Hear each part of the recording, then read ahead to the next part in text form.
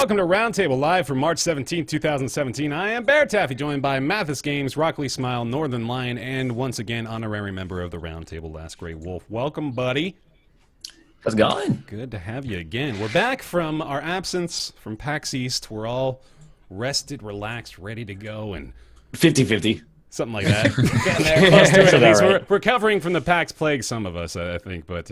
Yes, rested mostly. You had some good sleep, though, didn't you? Dude, the last 3 nights, I have actually known what it's like to be like a dead person.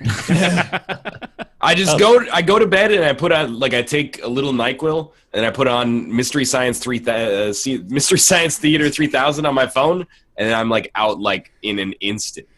It's beautiful. That was quite the nostalgia trip, booting that up on Netflix the other night and hearing that theme song again, man. Oh, that was. I'm excited for the new one. Yeah, that should Me be good. too. Me too. I'm not gonna say it's like gonna be. I'm not expecting it to hit the highs of the old stuff, but I'm hoping it's at least somewhat funny. I forgot how much they clarified in just like the opening minute and a half or so. They really break down the story for you. It's like, this is what this guy does. This is his job. These are his friends. This is how they came to be, and it's like all in a song. It's beautiful. Yeah, really concise. Do you have the movie on Netflix yet, or is it just the show now? It's 20 episodes of the show.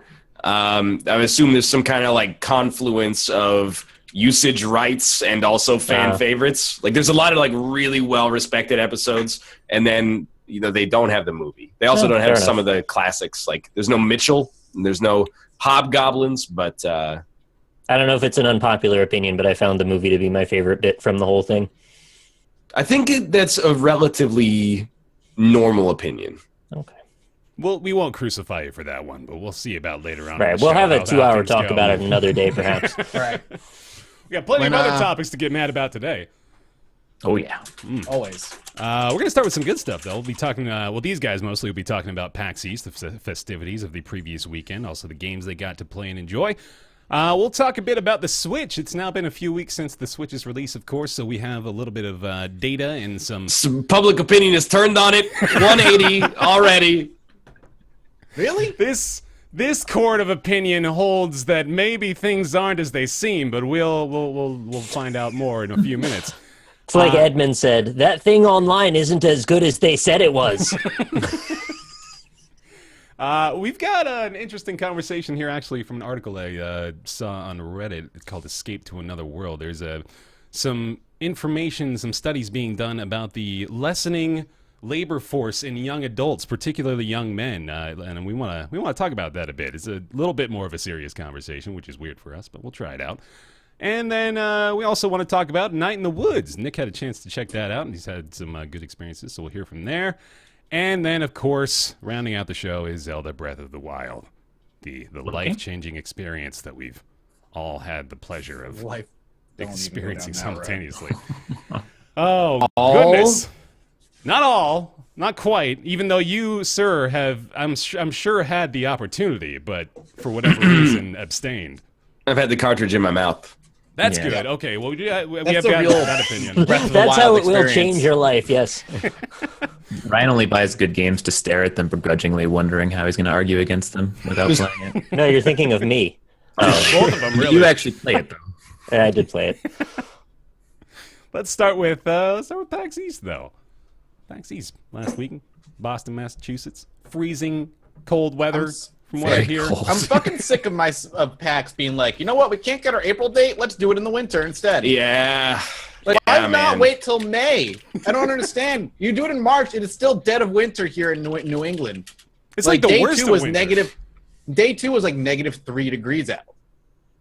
And like no visibility, like blinding snow half of the time. Like it was rough. And then throw in daylight savings, and it's just like the worst possible environment to have a convention. God, that happened while you guys were there? Yeah, it's Saturday night. That is or just Sunday morning, technically. But it's paying dividends now. We can actually see Mathis. True. Yeah, the lights are on. Lights on. It's great. But the convention was really fun. It was a little light overall. I think we all agreed that there wasn't a lot there. There was no big sprawling booths. There was no statues.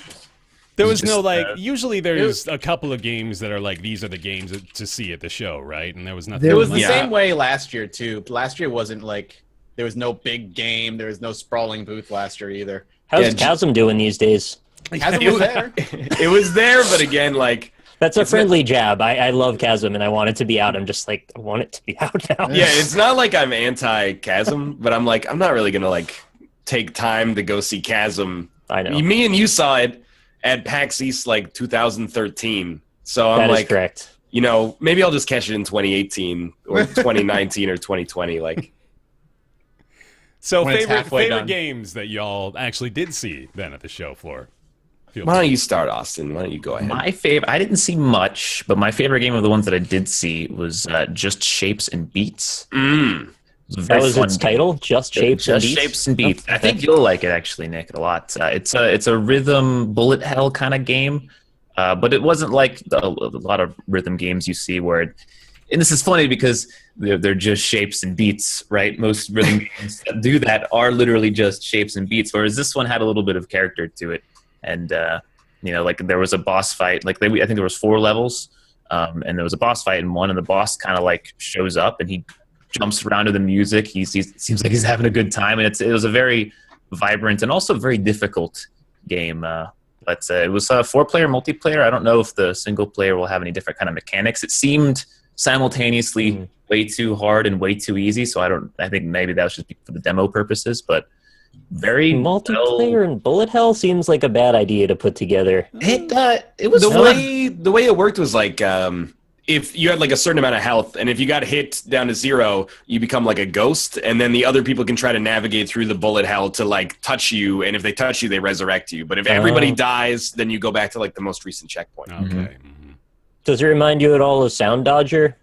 Yeah, it kind of had a little bit of a Sound Dodger feel, but it was much more intense. Like the music was Really? like dubsteppy, like super. I didn't think it could get much more intense. Sound Dodger actually got crazy towards the end. I just like it was in your face. They had like a speaker on the top of the TV that was huge, looked pretty expensive, and it was like it drew a crowd because it was very loud and very very fun to look at. Even That's the strategy, I think, especially on the indie scene, man. I remember when Necrodancer had a pretty elaborate setup, and naturally, you know, I think people kind of gravitated toward it just because it's good, but also the fact that it had such a big, robust thing going on for it probably. The dance helped pad, out man, quite a bit. grabs that attention. Too. Yeah, definitely.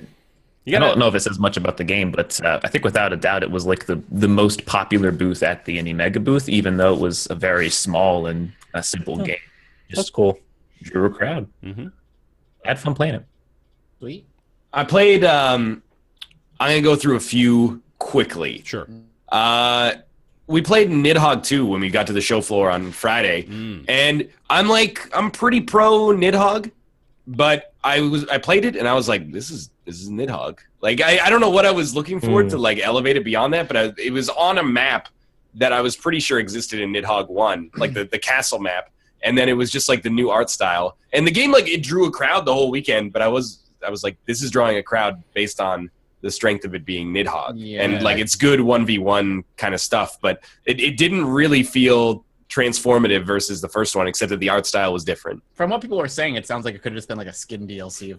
It sort of felt like it was, you know, you'd go into the options menu and then just go like palette, switch to claymation or whatever, and then yeah.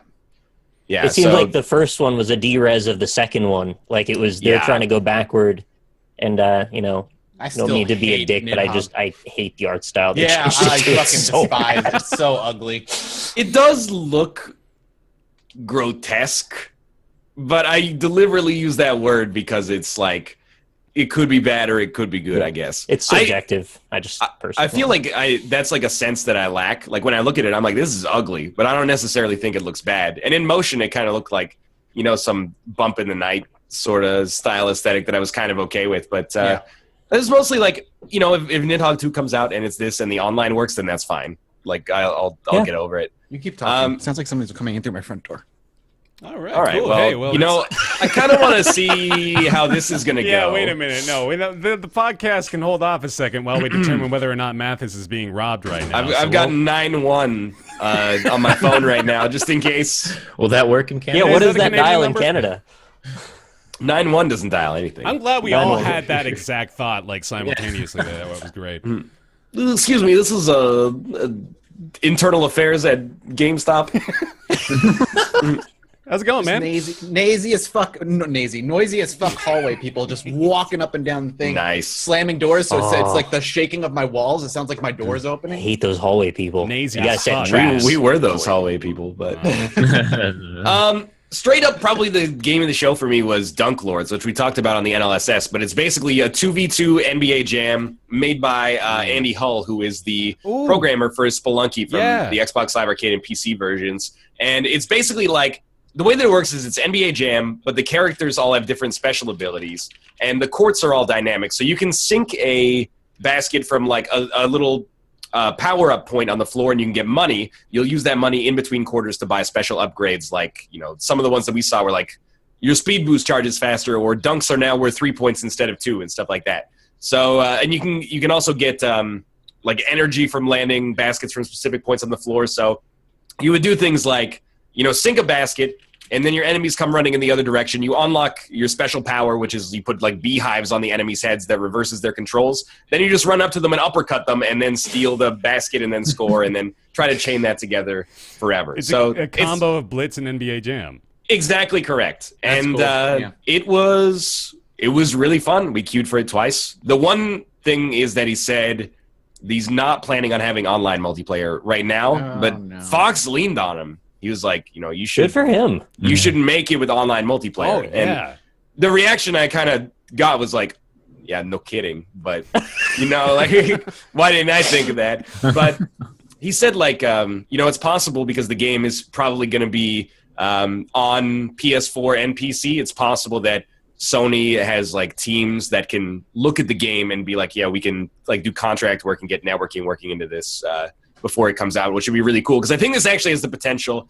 It doesn't seem to me like it could explode like Rocket League. Like, it doesn't seem like it could be the next huge game. But certainly, like, this is on the level of, like, you know, Lethal League, or maybe even, like, a little bit more robust than that. So, yeah, that's Dunk Lords. Dunk Lords is cool. I feel like you just told me that one of my favorite musicians was releasing a solo project that I had no idea existed. Like, oh shit, the Spelunky programmer is making Dunk Lords. That's fucking awesome. I'm very excited about that. It's like, here's a 5-minute story, but at the end it's all redacted. Never mind. No online. Yeah. I hope. I mean, that's the thing. Everyone's like, it's not going to be a big hit if it doesn't have online. That is true. I mean, sincerely. Well, yeah, if it doesn't get online, I immediately just won't play it. It'll be like a niche hit at best, probably. But it's a shame because it's a great game, but it has the potential to be elevated beyond that if it gets online. So I'm like, you know, you should really do it. Like, even if it adds it might add 2 years to the development process or something, but it actually is like, it's so, I'm asking you to give up 2 years of your life to do it, or find a way, but it is worth it, I think. Like, you the I look change at it, you want to see and make the middleware.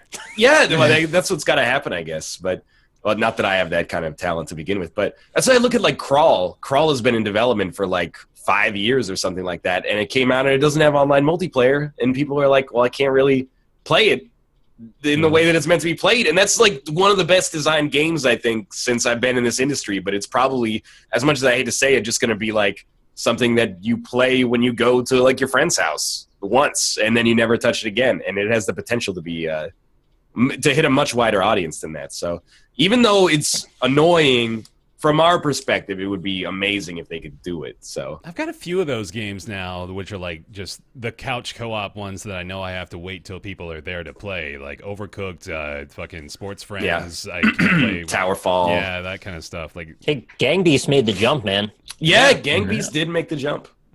Very slowly, but surely. But they did. Still getting there.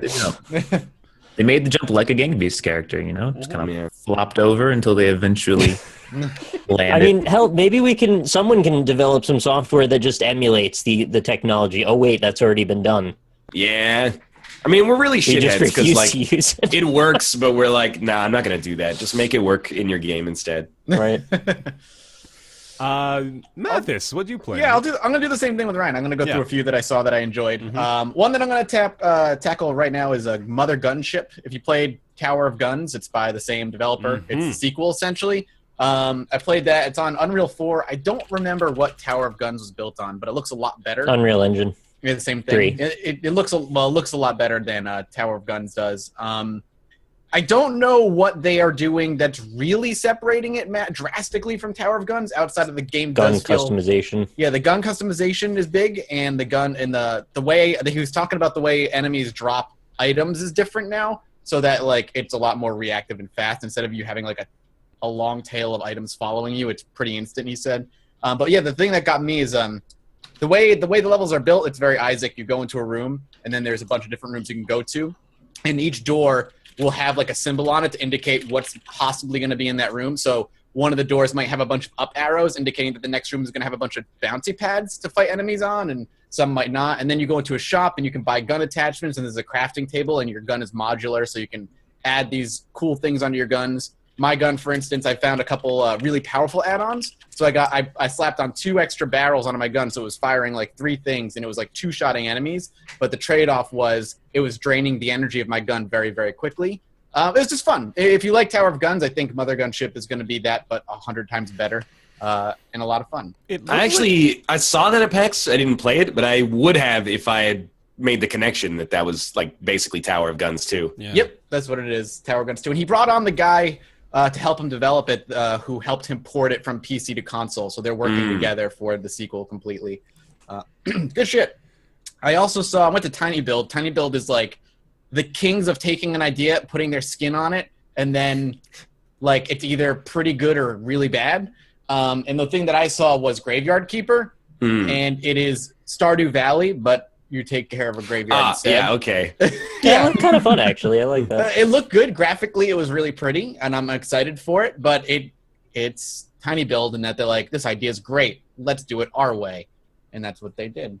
Did you try Streets of Rogue? Because that was actually really good. I did not see that. Actually, no, I did not get to see that. That does strike me as like an extremely Tiny Build idea. Yeah, is like this game was really popular last year. Let's make our own version of it. Yep. That's exactly what it is. They also had Hello Neighbor there, but Hella Neighbor. Hella Neighbor. Hello Neighbor. Hello Neighbor was there. I didn't really play it. I have the code at home, and it's been broken for a long time. The game is like... What is the development state of it now? When they released it, it was like pre-alpha. Like it was barely functional. So it was like tech demo state back then. Yeah, and it didn't really work. I don't know where it's at now. But like it was one of those games where it was like hyped up to hell, and then it came out. It's like, wow, this game's super broken. Yeah. Well, and now, as of December, out, Alpha 1 is the latest update. It's called Alpha 1 in December, and that's it. Mm-hmm. So, again, that's like Hello Neighbor is like a super cool idea. Yep. But then when the first time I played it, I was like, oh, you're not even close. No, we got it way too early. They probably should have started distributing it now. Yeah, in like a couple, like, well, I don't know, a year or two, if it actually delivers on its potential, I think it could be the best thing that Tiny Build's ever put out. But for now, it's like it reminds me of like the AI from Alien Isolation, where like the alien learns what you do and adapts to how you do it, and like that's what Hello Neighbor's all about. Like the neighbor like learns your typical points of entry and will start laying traps in there and try and force you through different areas. But do you think that perhaps the race is on now for First to really lay down a solid product based off that idea? Because now that Hello Neighbor is out, the idea is out there, and it's possible people could see the gold rush based on the Twitch viewership, based on the initial hype machine for the pre-alpha. Like it's still very early on in development. Do you think there's a chance somebody? I mean, maybe if it ends up being as good as they are pumping it up to be, but I mean it depends on how I guess it goes over, because Hello Neighbor was really popular for like a month and then it kind of died out. Well, because it wasn't ready yet. Yeah, it wasn't ready. So we'll see how it is in like a couple more months when it's maybe more playable. I guess. God, there was something else I was going to talk about and now I can't remember what it is. We'll leave it at that for now. All right. Well, that's sort of how I felt like. On Sunday, we didn't see you, and some of us weren't even there. But me, Rob, and Mike, and the crew of people that were along with us played like 8 or 10 games. And I don't mean to be dismissive, but there weren't all of them. We were like, "This is pretty good." Yeah, but that's how we didn't leave like we often leave at PAX being like, "Oh, that was amazing!" Like, right. when the first time we saw Enter the Gungeon, and we were like, that game's going to be huge. Like, there's nothing can stand in its way, right? Like, there wasn't really a game that we saw this time, I thought, where I was like, this is just everyone's sleeping on this, and when it comes out, it's going to be amazing. But we played a lot of stuff that was decent, I thought. Yeah, that's how I felt. Like, I walked away with a couple like, oh, that's going to be pretty cool when it comes out, but nothing that blew my socks off. And like the big games that were there, like apparently Raid was okay. Like it's an arcadey World War II multiplayer shooter. The like Payday, the Payday guys. Yeah, it's like Raid is. Oh yeah, exactly. Raid, I guess, is like a Payday-esque multiplayer World War II shooter. Whatever the fuck that means. I didn't play it, so I don't know. Yeah, I'm not sure, actually. How does that... So, like, you've got a crew and you need to disable the enemy's mortar and you've got to defend against them for 2 minutes while you drill it? I mean, maybe. That's all the only explanation I got out of Raid. You know what I wanted to see, and I didn't get to see, is Dauntless. And everybody who saw Dauntless walked away saying Dauntless is going to be great. But it's... so Dauntless is going to be... the PC, it's going to be a PC version of Monster Hunter. Oh, yeah, that's what it is. Okay, that did seem like I really agree with Austin and Mathis, where they said like there was no like Evolve this year, like no game where like people went down the escalator and then just gawked at like something huge. So Dauntless seemed like it was the consensus game of the show for people who played it, and I heard good things about Prey as well. To be honest with you, I've heard about Prey. I've heard it's very System Shock, which is very nice, which is good to hear because System Shock's a fantastic game. So, just to interject, if you are looking for a PC Monster Hunter, there is something called Tokiden Kiwami that's out right now. It's instead of monsters, it's more hunting Japanese demons, but it's got a very similar setup to it. And there's actually a sequel already coming. I have no idea how that happened so fast, but maybe they took a while to port the first one to PC. I played like an hour of it. I thought it was all right, if you like that kind of thing. I'll take a look. Like, if Dauntless does end up being a really good Monster Hunter, though, like, that could be a game I could see playing, like, online with people all the time. Because it's on PC, and I don't have to play and use my little nub on my 3DS to manipulate the camera. And then we can stop asking for, like, a PC Monster Hunter. Right? Because the only PC Monster Hunter, like, official one is, like, they released, I think, a Chinese Monster Hunter MMO. Like, I just told you there's one out right now. Yeah, but like I'm saying, official Monster Hunter. It's an official MMO, Monster Hunter MMO that exists, but it's only out in China. I think it's really weird. I thought it was Korea. I don't remember. Maybe it is Korea. It's possible. Where was Dauntless at? I don't even remember seeing a sign saying. Shit, man, it wasn't a big booth. Yeah, it was pretty small, and it had it was just like maybe 16 stations that were like on pillars with the logo around it, but didn't see it. Would have been interesting. I've always wanted to try Monster Hunter, but like you guys said, it's kind of a difficult game to get into if you're not into the DS crowd. Yeah, actually. Yeah, and then you come out with it on PC, and they go, "You don't understand. The Japanese market doesn't support PC games as much as the West, and there's a long tradition of these collector style." And you're like, "Okay, I get it. Like, just come out with one on PC, and we'll see what happens." Right? Give it a shot. Sweet. Did you guys do anything fun in Boston? Did you do anything cool? There's some karaoke videos flying around out there today. If you want to see that, that was a fun time. I went to like the Union Oyster House. It's like the oldest operating restaurant, or whatever. Oh, the lady. So I asked for the sea bass, and she looked at us. You know that's an endangered species, Mathis. Okay, I'm sorry. That was the catch of the day, man. Oh wow, that's on serious. That was it was on sale. It was the daily special. But she looks at me and she goes, "Okay, the sea bass." And I was like, "No." And the whole table, like we all looked at each other, like, "Are you all right?" Whatever. And I was like, "Yeah, that's fine. We'll do I'll do that." And she goes, "Okay, one sea bass." And she said it again. And everybody's just like. Did she look at you like she was punking you? Was she trying to do the meow game? No. Okay, so then the best part is, so she walks away, and then Krendor opened his phone. He's like, "We got to find out if that's right." Like he checks it. He's like, "Maybe we've been saying it wrong the whole time." So he looks it up, and then he plays the thing on his phone. He's like, "No, it's sea bass." Like, no, we're right.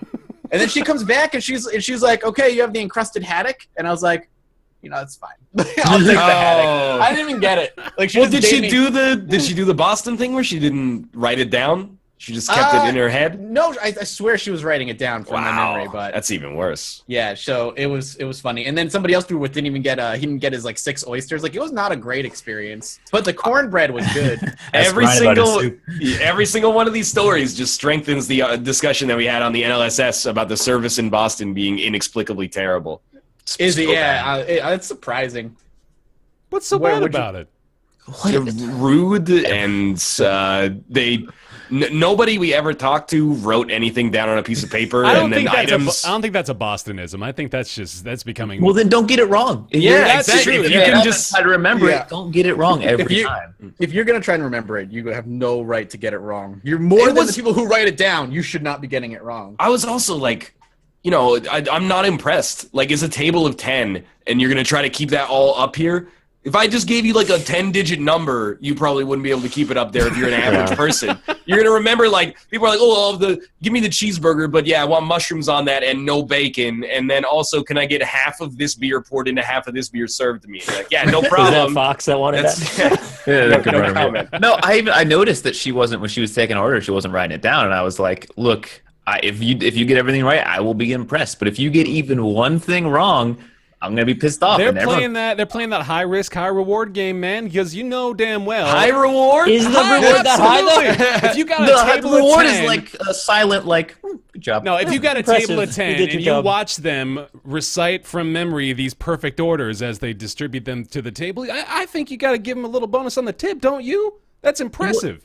It's a thing you didn't ask for that. That's true. A computer could just do it. Why don't they just have that though? They had I had a couple of restaurants that I remember back in Utah had just like the at the table ordering. So you would just type in your order there and they'd send it right out. Restaurants do that out here too. Yeah, it's a little impersonal, but the robots are taking our job. It's actually surprising because I'm thinking about when we went out to lunch and our waitress there did not do a very good job either. She forgot my soup. Yeah, which I mean I know I've gone off about that. And then like when we ordered drinks, the sodas were all flat, which is not her fault. And then we ordered like alcohol, and then like everybody else's came out, and she's like, "Oh, we just gotta like change the keg on yours." You never got my beer came out, but it came out like halfway through the entrees when we were all ready to like leave, basically. And didn't Kate order an orange juice? She said we didn't have orange juice, so Kate ordered pineapple juice, and then she got orange juice. Yes. No. She wanted orange juice. She did. They didn't have it, so she asked for cranberry, and she got pineapple. That is okay. That's what it is. No, in the end, it was orange juice, which I thought she got orange juice in the end. Yeah. She's like, I'll take an orange juice, and then like 5 minutes later she came back and was like, oh, we might not have orange juice. Do you want like pineapple juice? And she's like, oh, I'll take cranberry juice. And then an orange drink came back, and we're like, yeah, that's orange juice. Where they found very strange. Or they just like went and borrowed some from the restaurant next door. They found an orange. Yeah, they just found an orange and squeezed it. They did the old borrow a cup of sugar from your neighbor. They went over there with a pitcher to the fucking Outback Steakhouse. You guys got any orange juice? We got a table. Need some OJ. It was actually like the food was pretty good though. All right. And like Boston in general, I thought was fun. Like we played a lot of board games. We played some King of Tokyo and a lot of code names, which is like extremely playable in an environment like that. And we played a little bit of Evolution, which was cumbersome to say the least. And that's the extremely complicated one, isn't it? That's the one that just sucks up all the conversation out of the room because you're too busy thinking. The turns just they take too long, I think, for an environment in which not everybody's 100% focused. So the games just go like they go on and on. Yeah. Is that the one that gets you kicked out of your home? No, that's code names. Oh, okay. I want to. This wasn't even on the docket, but just tangentially, I want to know if you guys have seen anything about that new Harmonix board game, Drop Mix. Harmonix board game? I've not heard of this. I know. My interest was piqued as well. But yes, Harmonix is making a board game called Drop Mix that looks awesome. It looks like it's out of a... No. It looks like it's something out of a cyberpunk comic book, dude. Like you've got this little setup. It's a table with like 5 insets in it, and then they've got colors corresponding to cards that they have. They have these decks of cards, but they're not just like cardboard cards. They are pieces of technology. So you play them on the board, and then the board recognizes them for what they are, whether they be like a melody or a guitar or a bass track or something like that. And you add it to the mix. so it's all electronic. You've got like an iPad or something that's connected to the board as well, and then you're starting to add different parts of the mix progressively, and the game adapts to it as you go, and it's insanely cool. Like, dude, I had that for the PS3 with the iToy.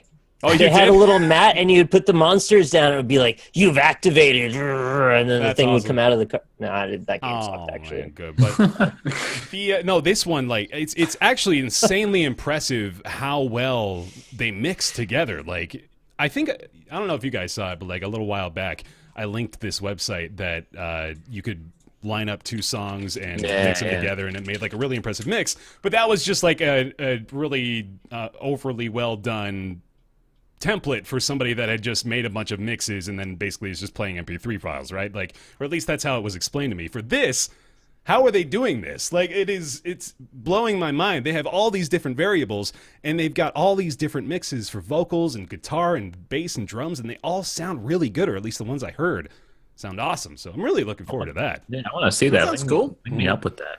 Mm-hmm. I want to see it. Maybe.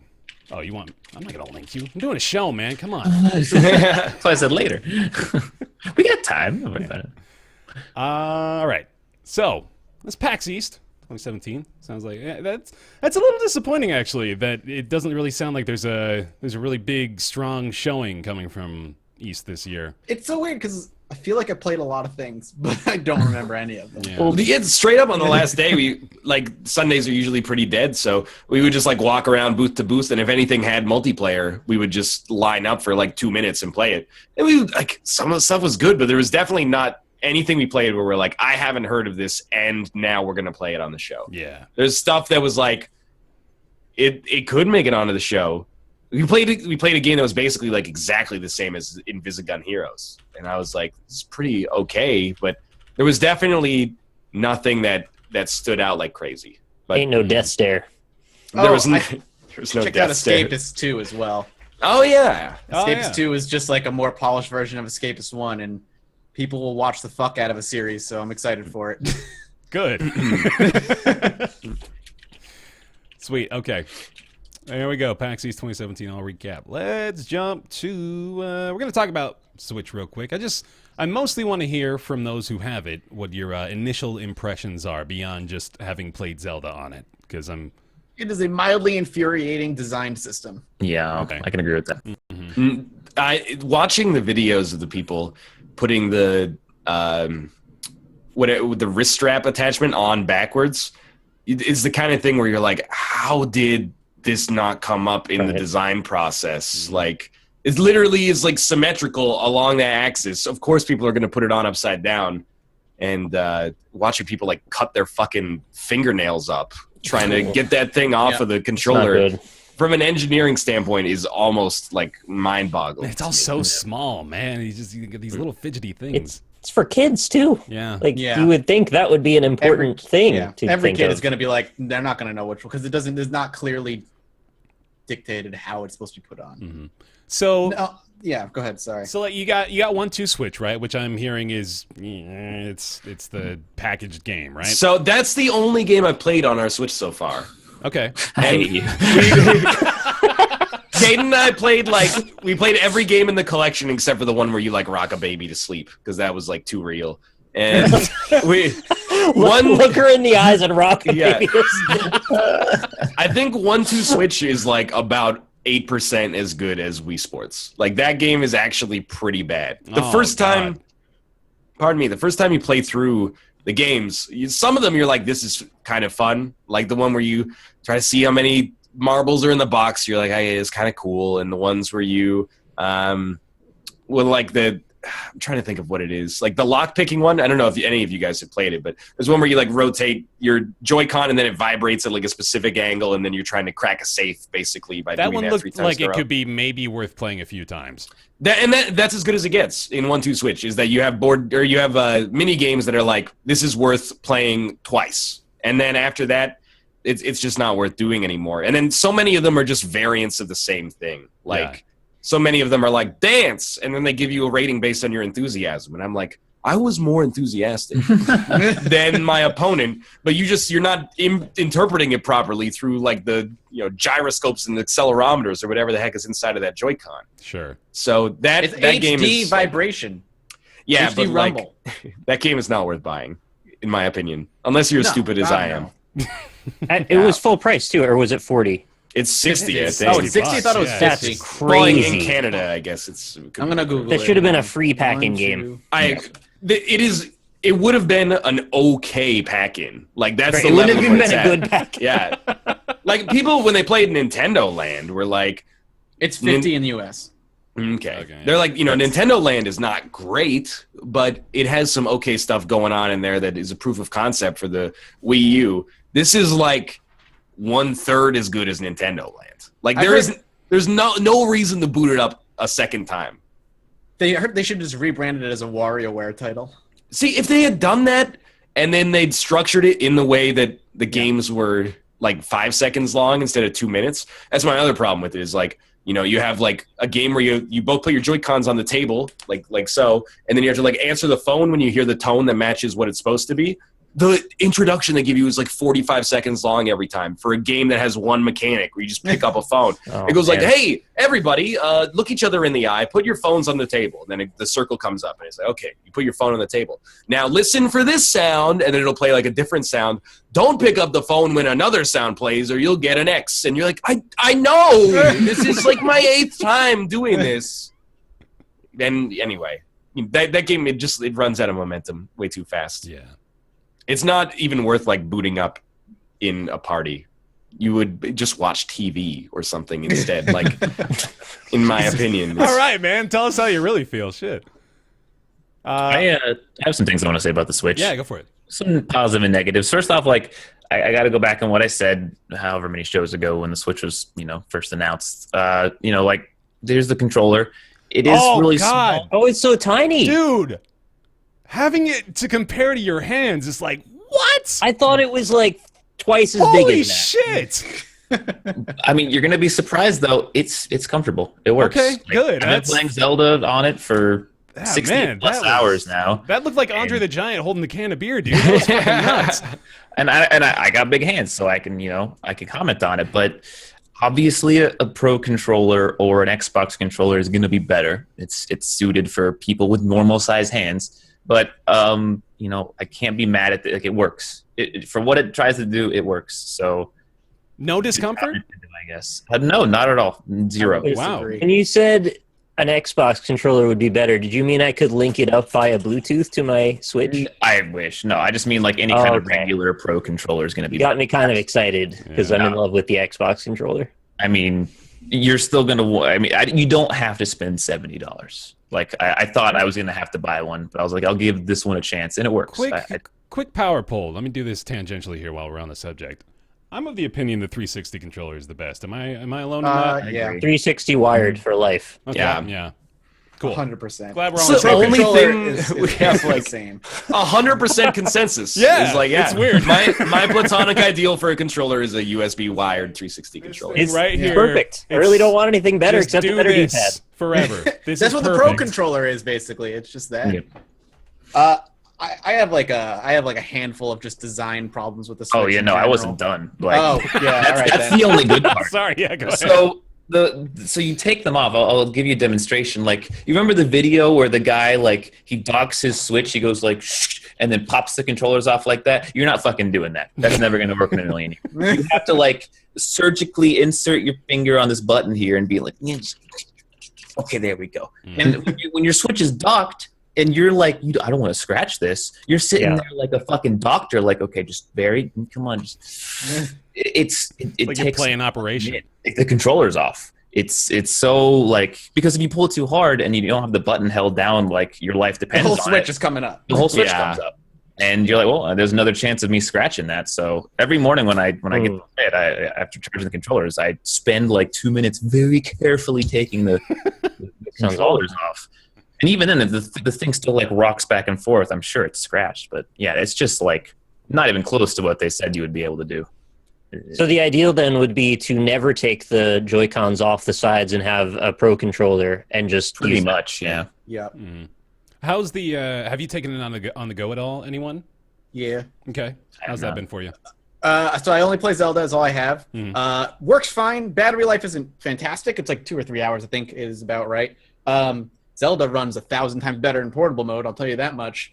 I've not seen any frame drops in portable mode whatsoever. It runs at 30 consistently in portable, but once it's on the TV, it does not. We'll talk about that in a little bit. Yeah. But portables, it works fine. Like it works as advertised. You pop it up and it's immediately from TV to handheld. And if you dock it, it goes right from handheld to TV. That works really, really well. I think the Switch is a cool idea. My issues are with portable mode specifically is like the complete oversight of the way the kickstand works and the charging port. Like, so dumb. It's so stupid. So like you want to pop out like the kickstand so you can put it on a surface, but the charging port is directly on the bottom of the Switch. So you can't have it sitting there and also plugged in and charging in a wall. So you have to if you want to charge it, you have to have it on its back, or you have to be holding it, or have it off and not playing it. You can't do it both at the same time. But there's a third-party attachment that you can buy for $10 that'll let you sit it on a table and also charge it to a wall. I think it's just a small little thing that is such a minor inconvenience, especially for when traveling. Con season is coming up for me. I'm gonna be doing 5 or 6 trips over the course of the next 4 or 5 months. I'm gonna be bringing my Switch to all of these things if I have games to play and I'm not done with Zelda at that point. I'd love to be able to sit it down and plug it in on the plane or something and just play, but that's just not there. The other issue I have is the right Joy-Con specifically, because I hate the way the fucking joystick and the buttons are laid out on that thing. It's like they didn't think of ergonomics and thought more of man, we can make these 2 cool, neat controllers. Let's just do that. So now when you play it in portable mode, it's the joystick is in the middle and the buttons are directly above the joystick. So you're constantly having to do these minor shifts with your right hand to get to the buttons and then move the joystick and the camera, where on a Pro controller, it's diagonal down, the joystick is semi-diagonal to the button, so there's just an easy move of your thumb from here to because here your to thumb here. goes like this. Yeah, It doesn't so go straight it goes up. diagonal. It's easy with the Pro controller, but on the Joy-Con, it's directly above, so you're Right. constantly awkwardly moving. Left Joy-Con, fine, feels good. Joystick and the buttons are laid out fine. It's the right one, so when you hold it like this, it's just super awkward, and makes me just want to play with the Pro controller just exclusively, Again. which I do. Again, we'll just Yeah, take notice real quick as we can Perfect. see here. That is so you got your perfect. face Just, again, buttons, you got your joystick. Yeah. If it was I just- love my Microsoft brand 360 controller. Wow. Oh, fuck is Oh, that man. special edition one? Yeah. Yeah, if only the 4 buttons were offset just a little bit, to the diagonally, but because the Joy-Con is so small and they want them to be able to be taken off, they can't. There's no room for that. So it's just a little uncomfortable, and that's a little frustrating. I also hate the fact that Even you can't this one, save. man. Even this one, they got it. Yeah, Oh, I don't exactly. love Right the here. PS4 controller, but I think it's still good. Mhm. The other thing I hate that you can't save games on the cartridge. All your game saves are on the system. So if your Switch breaks, say goodbye to all your saves. There's no cloud save, nothing. You lose everything you have if your Switch That's breaks. a They bummer, said there actually. might be in the future a system for that, but they I haven't figured it out yet. Hope so, because I think that's dumb. That's a dumb oversight for launch. Yeah, specifically. especially with how obviously there's a focal point on mobile. So that really surprises me. Yeah. They don't have the virtual console ready either. They don't have a save system ready. There's issues with a whole variety of things, scratching screens. It feels to me like this is the beta test. And We're that still there not, will we don't have be any another streaming services iteration. on there either, right? There's no Netflix or anything yet. We're still waiting Not on that. yet. They haven't confirmed they're even gonna have those. Yeah. I think their idea of not allowing you to have save games on your cartridge is Nintendo has this fucking fear of homebrewing more than any company ever. They're so afraid their system's Because gonna everyone get hacked. homebrews every Nintendo console. Yeah, exactly. So they're just What would their well, premise fuck for you, that over. be? What, I don't know why they would think that. Yeah, it's frustrating. It's I think the system is a really cool idea, and the concept, it works, as advertised for the most part, but there's so many little things about the system that I'm just the fuck? Come on. So it's Yeah. it's an interesting system. Mm-hmm. I'll wait for the 2.0 version, the XL or whatever they're going to call it. The new Switch 3D XL, it's going to be... It'll probably be the better version, no doubt. Well, despite all that... Sorry, go ahead. Yeah, we bought Snipper Clips as well. Oh, Snipper yeah, Clips is dude, awesome. tell me about that. Yeah, we haven't played it yet, but we probably will. Mathis, did you play Glad it? you brought it up, Ryan. Well, I'm just saying, like, there is one other game that, there's Snipper Clips, and then there's that F-Zero game. Hey, we got a Switch. So which game should we play? How about the worst one of the 3 that we bought? Well, it was the one that is the proof of concept for the controller functionality. So I was like, I'll give it a shot. Plus, I have a tendency, I think I know my own bias to like games that are like microscopic in terms of their scope. Whereas Zelda, I'm like, I can't just play half an hour of Zelda. I'm just going to hear actually. It's going to be the title screen, and then like the Great Deku Tree is going to be like, hey, Zelda's gone, go get her. And okay, time to stop. There's like no tutorial in Zelda at all. They're just the whole first area is a tutorial technically. Yeah, but it's like such an open, like do it as you want tutorial. We'll talk about that in a minute. Yeah. But yeah, so Mathis, have you played Snipper Clips then? I have played Snipper Clips, and it is great. Mm-hmm. I played it at E3 actually, so I didn't play it at home, but I played it at E3. And was it E3? No, PAX South. I don't think so. Played it I at think PAX South. Again. Yeah, PAX South. It was you would have PAX South. told us. This guy's been holding out on us. No, played it at PAX South. Snipper Clips is great. I think it's only $20. I think it's downloadable only. There's no physical copy. 100% worth picking up if you have somebody to play it with. Like it's a puzzle game where you are both playing pieces of construction paper, and there's like each level has a goal. Like maybe sometimes it's like get the basketball into the basketball hoop on the other side, Right. and you can hover over each other and snip each other into shapes. So you like try and snip your friend into like a hoop shape, and he can rotate, and then you go press a button, and the ball will fall into his hoop shape, and he carries it over, and he tilts and dumps it into the basket. It's like micro puzzles like that, and it's all about just sometimes you have to fit in a particular shape on the screen, so you have to cut each other and then come together to fit that shape. Just things like that. It's really cool. Sweet. Well, despite the issues, the Nintendo Switch is selling a lot of units. Just the most recent numbers here, it looks like they're planning on doubling production, actually, going from 8 to 16 million units to be shipped within the next year or so. You mean 8 to 16 units, I think is what you meant to say. Going from 8 to 16 million units.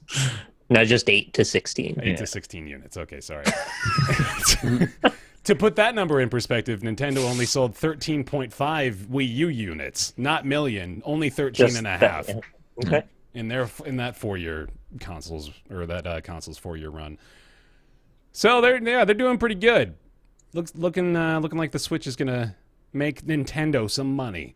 Good for Do you them. think it's Unbelievable. because the Switch is a better proposition, like it's got better form factor, or people like the Joy-Con aspect, or do you think it's because it just shipped with Zelda? Like Probably Zelda. Zelda. That's- Yeah. I was like, man, the Wii U, in hindsight, is a horrible gimmick. But if you actually go back to like 5 years ago, people were like in exactly the same boat I feel that they're in with the Switch right now, where they're like, we don't really understand how this is going to pan out, but we're going to like take a wait and see attitude. Well, the Wii Then- U is like an alpha version of the Switch.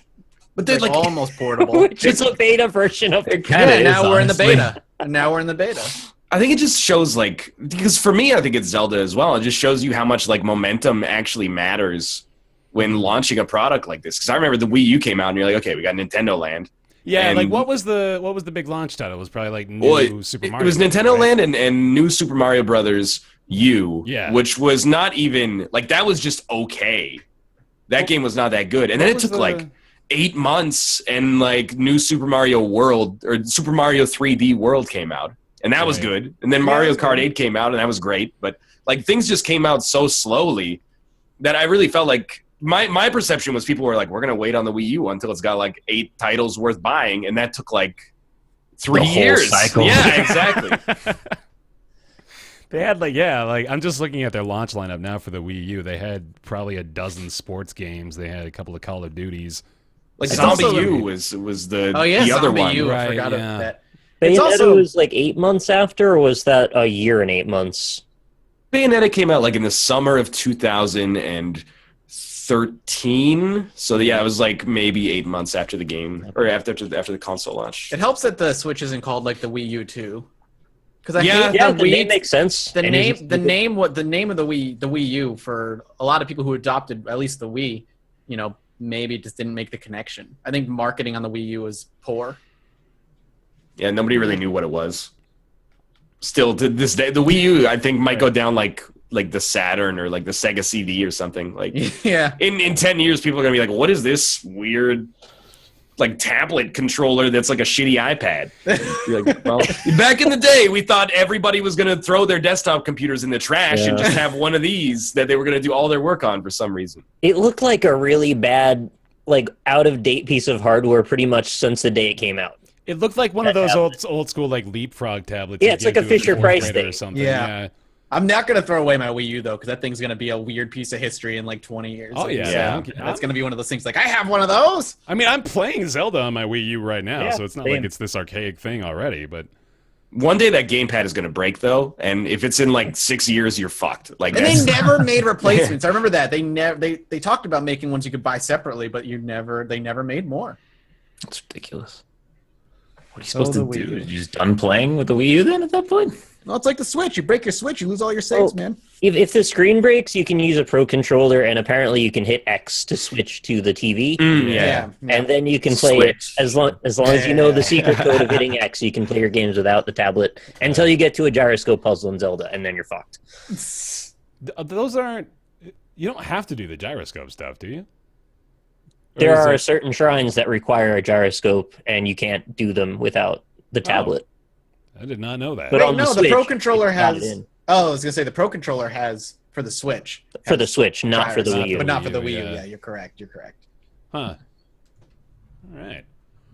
Well, let me switch gears a second. I'm going to talk about this article here. From the this is a source from The Economist. Isn't that? Well, that's a we little are interesting. moving up in the world. Yes, Oh sir. yeah. An article titled "Escape to Another World."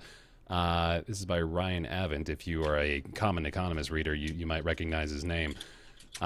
He is going into detail here. It's sort of doing a biography of a couple of folks who have very involved gaming lives. For example, one person is a Destiny player, probably spends around 8 hours a day in the game, and they also run a group called Dads of Destiny, I think is what it's called, and it's kind of this community thing.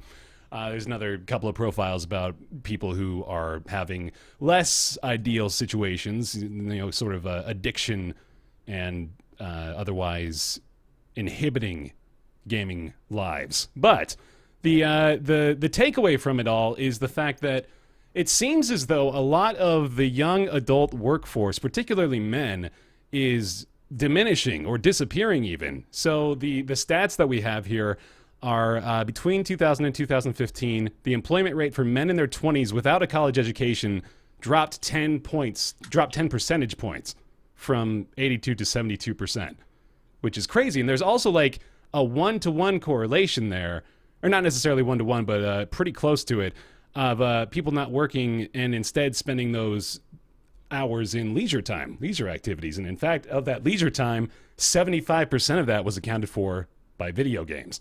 So hopefully we're still following along here. I know that was a lot of exposition to start this conversation off with, but I kind of just want to get your general takes on how how people are being affected by the fact that games are getting so good that they don't want to stop playing anymore. In fact, a lot of people, when we have the data now to back it up, a lot of people are kind of choosing to just not work and instead just play games. We've made jokes before, of course, about like people that spend their whole lives in EVE Online and stuff, with the spreadsheets and all that. Like, it's not just EVE. There's a lot of people doing a lot of games.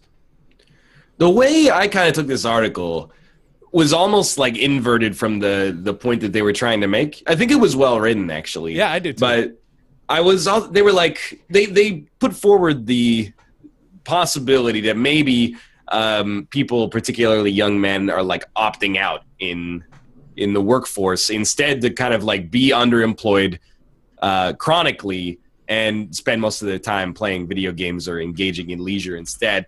I tend to think that it's probably putting the chicken before the egg, or putting the cart before the horse. Like, I think maybe like employment opportunities for young people are just really, really bad these days relative to how they were, even 10 or 20 years ago. And games are like a really relatively cheap leisure activity that expands to fill a lot of time compared to something like you can't really spend like 12 hours a day watching movies, especially, for a discount. Like one game, like if you played Zelda for 60 hours, then basically that's like 2 weeks of leisure times playing almost 8 hours a day. Versus, if you did that with movies, it'd be more expensive, I guess is what I'm trying to say. But I think it's more like these people are not finding employment as easily because of the fact that opportunities are lowered and people are staying in their jobs forever because of, modern medicine and the fact that they don't have the money to retire. And then the writer is like, hey, how do you feel about this? And they're all going, well, like I'm pretty for it. And I think that's because they don't want to answer to the writer's face like, yeah, it sucks. Like, I'd much rather have a career that like has I'd like to be making momentum. money or something like that. Basically, the writer has no other way to ask the question than this. But the question's implication is like, are you happy with where your life is at, or do you feel like you're wasting your life? And it takes a lot of gumption to be like, yeah, I feel like I'm wasting my life right now. So I think that they're answering in a way that makes them feel like they're a little bit better about it as well. So sure, yeah, I think you're hammering a separate point there too, which is that the job market for them is probably not existent sometimes, and this is an entirely different train of thought. So I don't want to go too far down it, but it is entirely true that, like in 20 or 30 years, there's going to be a lot less jobs at the entry level because automation is going to start taking things away. So I think this is just a trend that's going to continue. And it does get me wondering, like, yeah, you say that of course you got to, when you're talking to somebody in an interview, you got to tell them, yeah, things are looking up for me. I'm feeling okay. But I do wonder if they feel okay with it. I wonder if there may be folks who are just sort of keen to sit down, lock into this alternate world that, there's a line near the end of the article that says something to the effect of they feel that the game they're playing is less rigged than the outside world around them, right? So they kind of get this permanent escape, more or less. And it's crazy to consider that, it's maybe sustainable and viable to a certain extent for quite some time for some folks. I could jump in if you don't mind me getting kind of real. I mean, I had firsthand experience with pretty much this exact situation.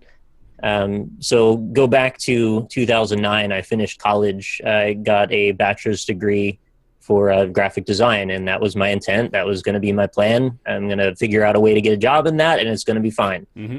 At the time, I was married, and I was working full-time at GameStop, and I was trying to make as much money as I could to keep a savings and to pay for her immigration stuff, because that was a whole thing as well.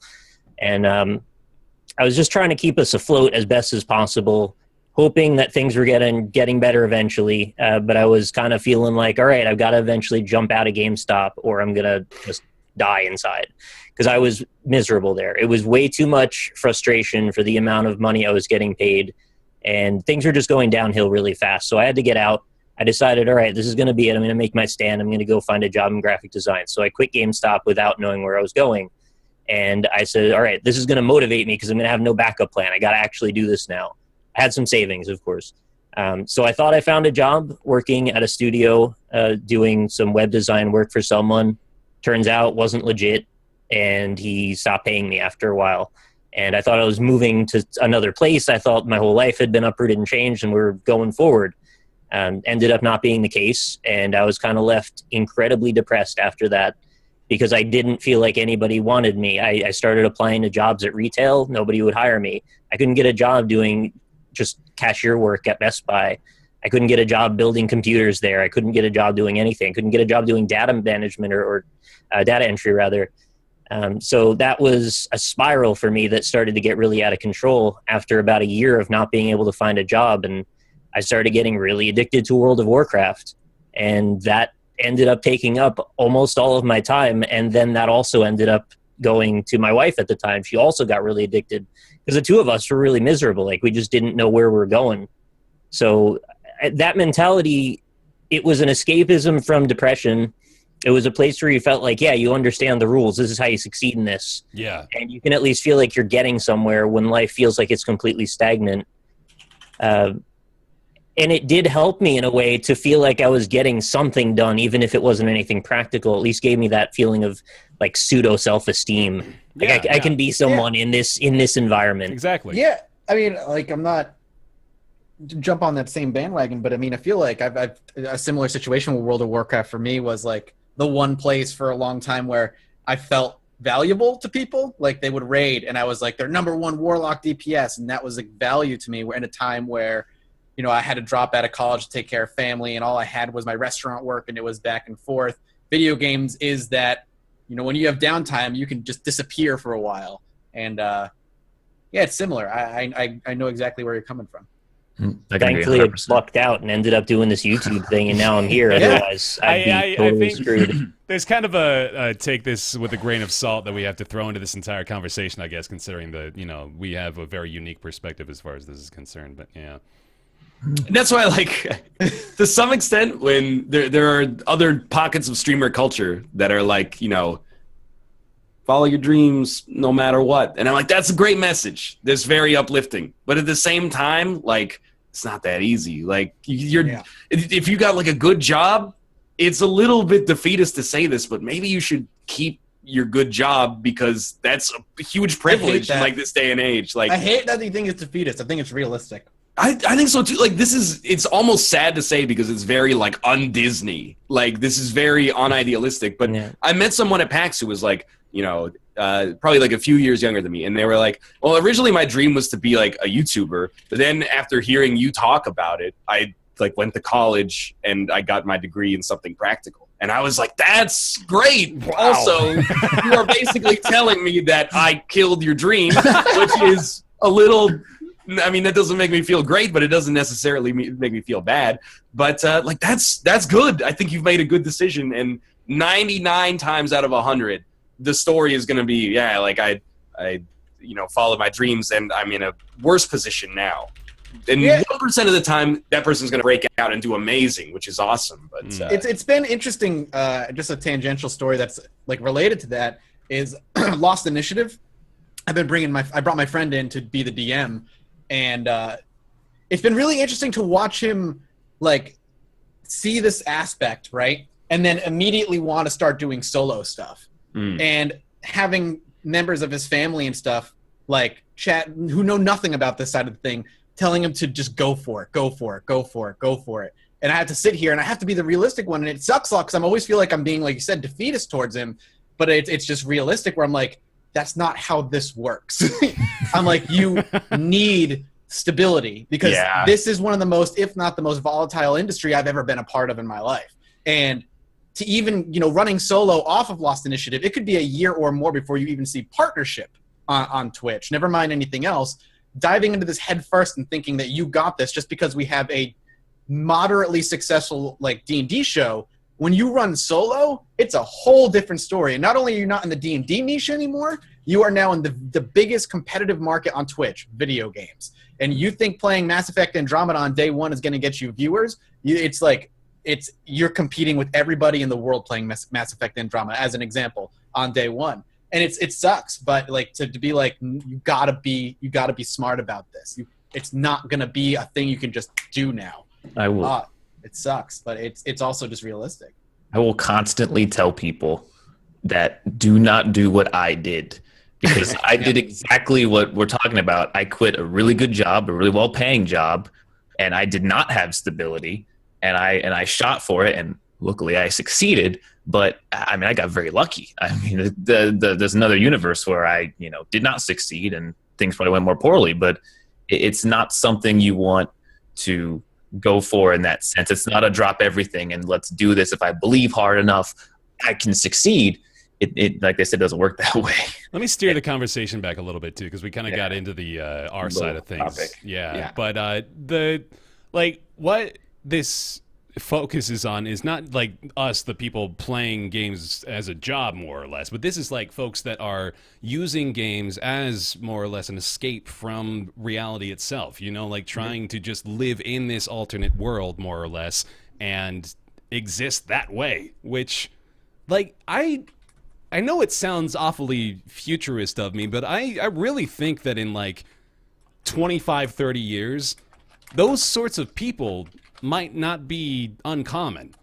I think that there will be, just sort of like alternate realities, sort of, in a way, where like people are all just sort of enveloped in a gaming experience, like something like EVE Online, but a lot more involved and futuristic than I can even possibly fathom. Like, that does not seem like it's completely out of left field to me anymore at the rate that just games are progressing. And the article kind of makes note of this too, the fact that the correlation between people spending more times with games, over time is due to the fact that they just could continue to get better and better and better. Like, nobody was going to lose their job playing Super Mario Brothers 30 years ago, right? But now you've got shit like Destiny that can completely suck up your life. Well, there was that dude who lost his job and wife playing Fallout 4, and I just got to feel that he's looking at the latest Steam reviews thinking that was probably short-sighted.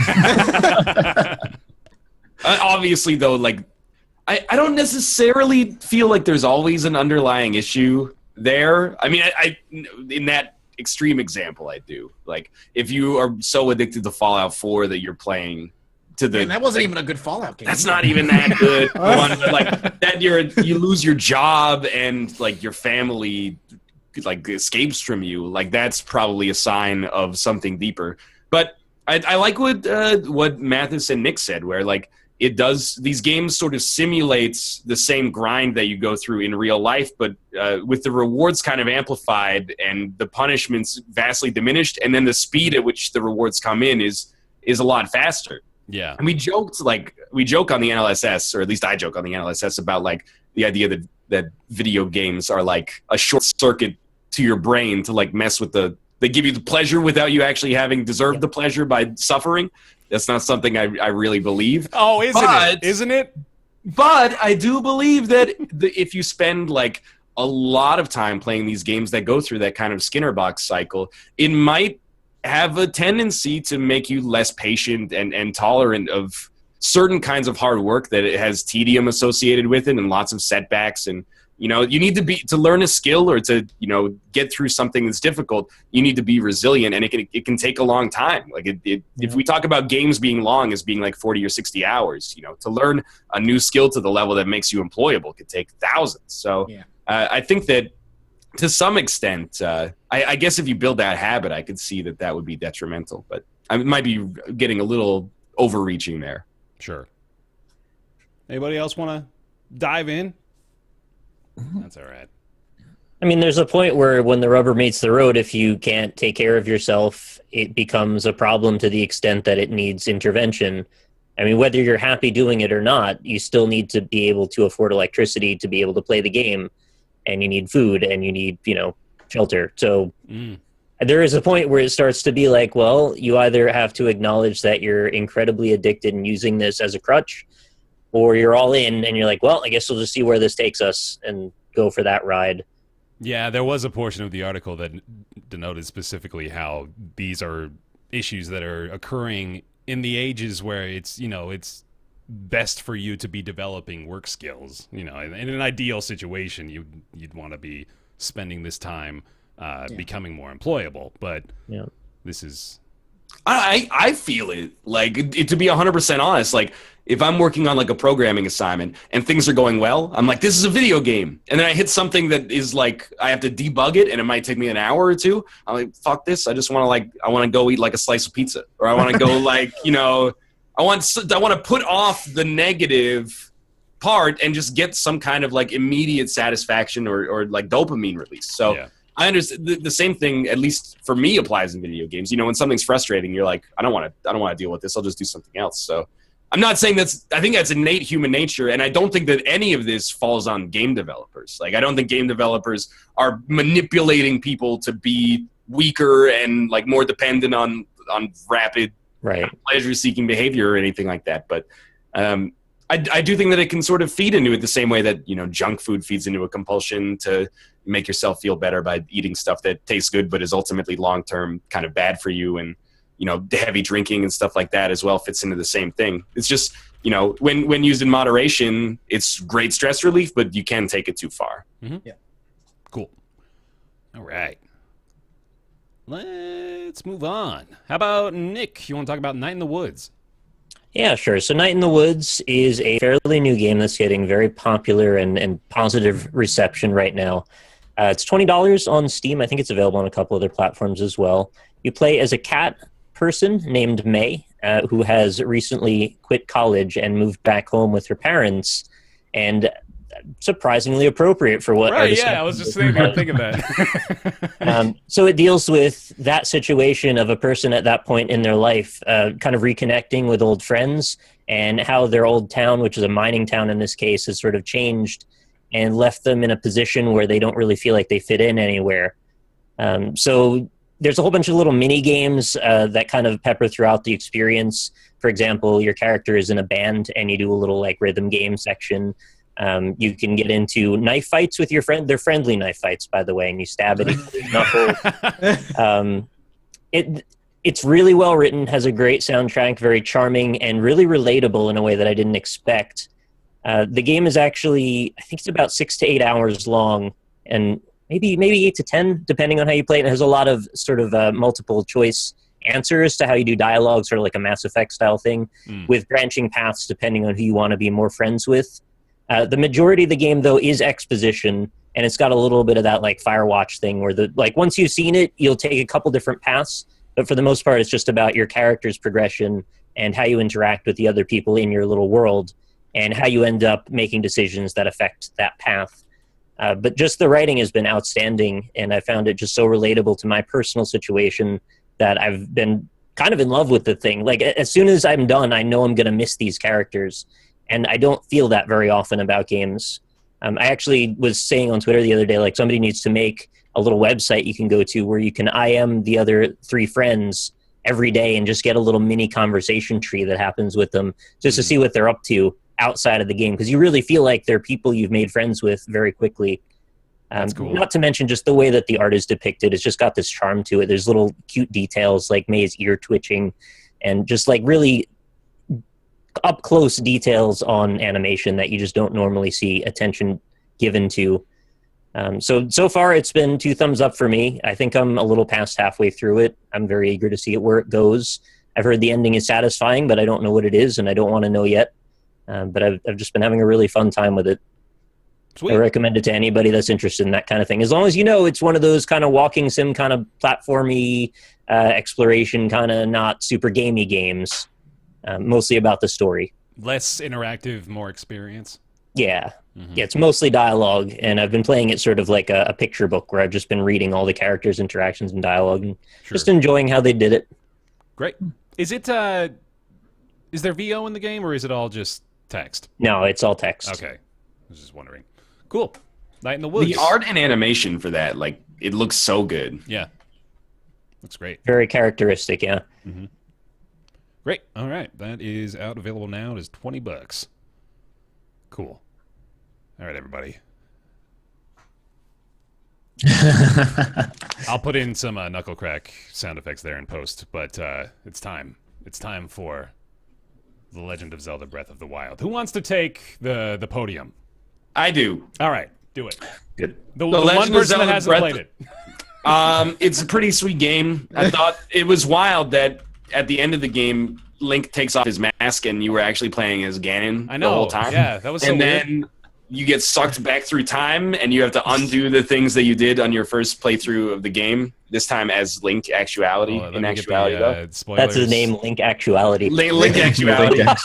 It's made by Platinum Games. Spoiler warning. Spoiler warning. Don't, we let you know. All right, here we go. No, we're not actually going to do spoilers. We're going to try to stay spoiler-free. But Breath of the Wild is an open world game that actually delivers on the Choose your next words carefully. That actually delivers ready. on the promises that every other game company always makes with their open world Oh, games. goodness. And what are All those right, promises, out of curiosity, Mr. Dig Austin? deep. Let's go. When people say, "Oh, you can go to that mountain over there in the distance, and you can climb it, and there'll be stuff up there," this is true. the everywhere you can go, literally, I think maybe 95% of the map is open to you. There's only very, very specific areas that are actually closed off to you, and they become open very quickly. But you can pick a mountain, pick a statue, pick any kind of scenery and go to it, and there will be something there for you to find. It might be something small, it might be something huge, it might be an entire dungeon. Everywhere is open to you, and it actually feels like an open world game as opposed to a open world game, which I think most others kind of drift towards, things like Skyrim and Fallout and more Bethesda open world games. Yeah. What does the quote denote? I feel like I think people are pretty tired of open world games. We think we talked about that a few roundtables ago, because they make all these promises and you play the game and it feels more linear than what, the game developers always promised. The game always tries to put you on this route of the main quest, and there are areas that you can't really go to, or things that are locked away from you, even though the game promises you can do whatever you want. The game wants to show you this cool shit that they had lined up for you to do, though. They want to make sure you see that. Or the game will, like what Skyrim kind of does, it'll make everything very, very, very similar. So you can go everywhere, but you're going to find the same things everywhere that you pretty much always see. And the difficulty scales very specifically in a game like Skyrim. So I think Skyrim is about the closest that games have gotten to like a good open world, but I think Breath of the Wild is finally that open world experience that truly is open. I'll preface what I'm going to say before that I'm actually impressed with Zelda a lot. It is actually incredibly good. I think it's really, really, really fun. Need at least 2 more compliments. Yeah, it's gorgeous. It's really gorgeous. It's the first Zelda in a long time that's posed a challenge. Okay, there we go. Now right. You're scot-free. You're good. All right, cool. So here we go. I don't think Zelda's a masterpiece by any stretch, however. No. I think a lot of what Austin says is right in that it is very open. You can do a lot of things at the cost of having cool shit to find, because a lot of what you get as a reward for exploring is menial, trivial, and just another collectible. And something like I think about the last game that really got me with exploration was like Fallout 3.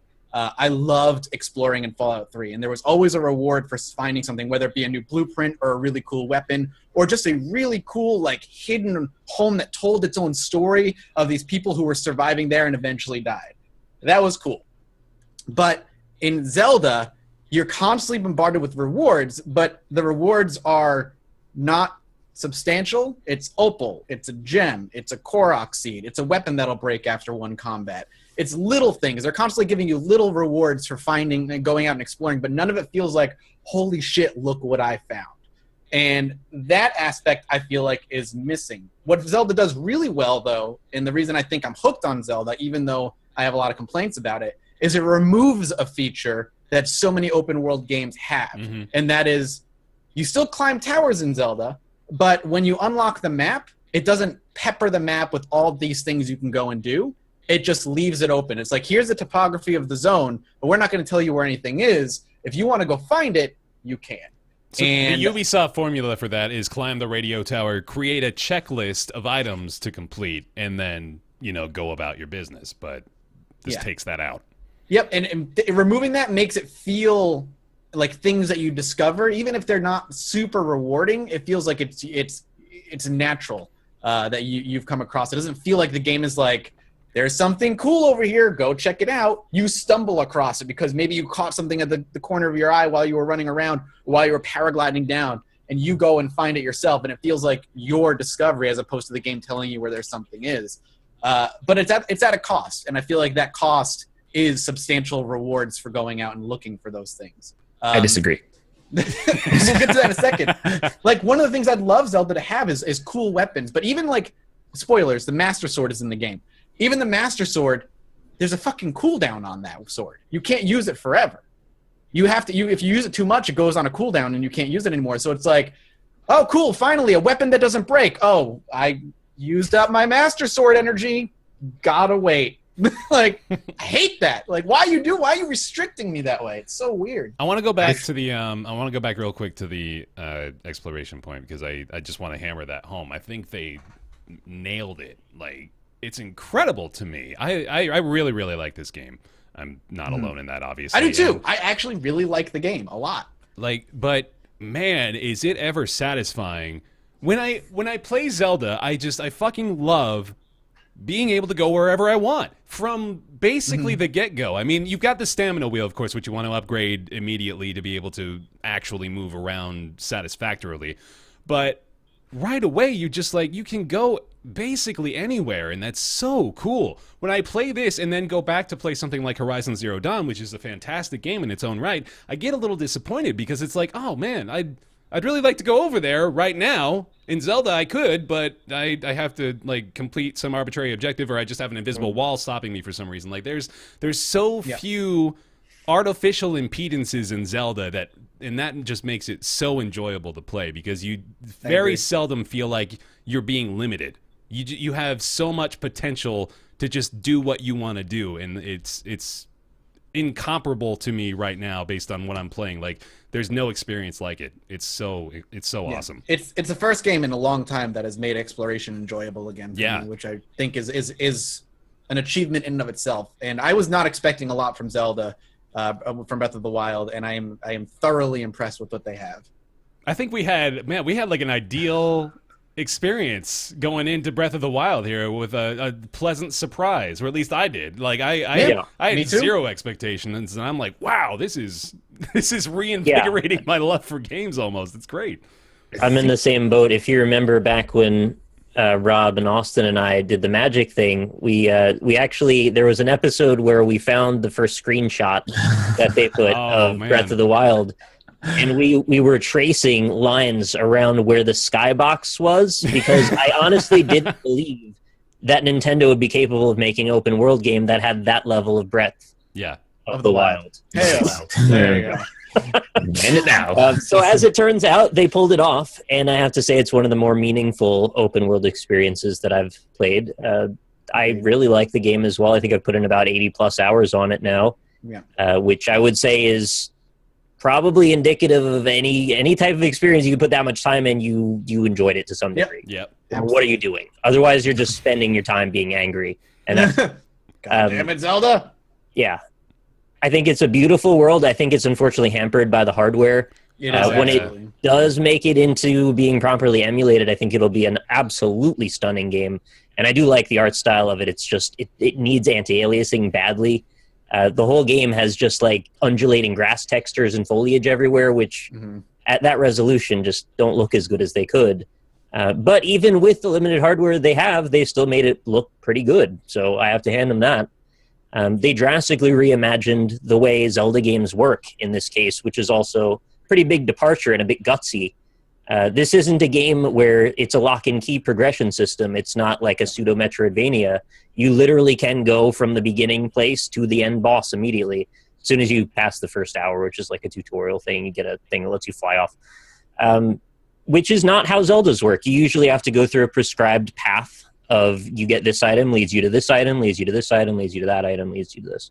You get the idea. But it's totally different in that respect. And whether or not that hits right for you is going to vary a little bit, and I think that is one of the things that I wish there was maybe a little less freedom, because it costs you meaningful item progression.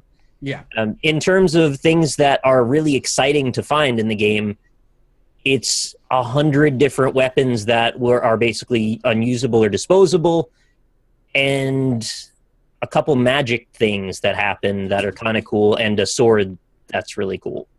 Other than that, it's mostly like disposable prizes, which really takes the weight out of opening a treasure chest, especially when you already have an inventory that's full. Open the treasure chest, can't equip the thing that's in the treasure chest, have to go back and drop something. It shuts back down, then you open it up again. Yep. Inventory management in this game is fucking garbo. I don't like it. It's really bad. But Austin, I feel like you've got a counterpoint to the entire I prizes do. ordeal.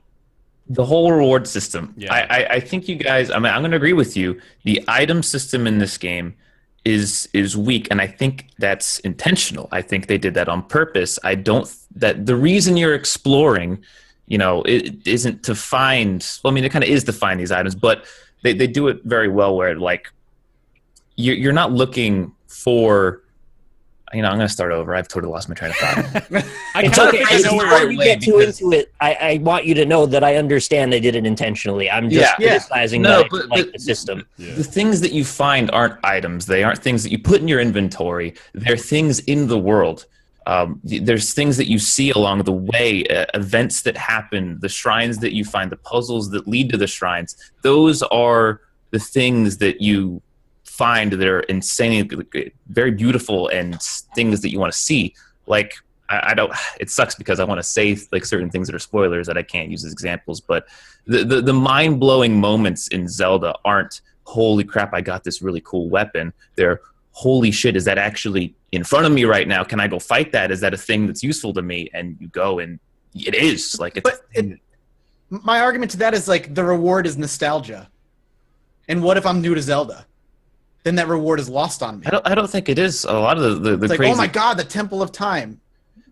I mean, oh, okay, cool. Like, I want to say it like one of the very specific. I guess I can mention this. Spoiler warning! It's very light, very small spoiler. There's an enemy called a Hinox. It's an enemy that is throughout the world, and it's kind of like a mini boss. They're scattered throughout, and the first time I encountered one, and I think the first time a lot of people encountered one, they probably didn't have a lot of weapons or weren't very powerful. Once you're powerful, they're just an enemy. You just kind of hit them and they die. But with the first time you find one, it's like a little bit of a mini world boss fight.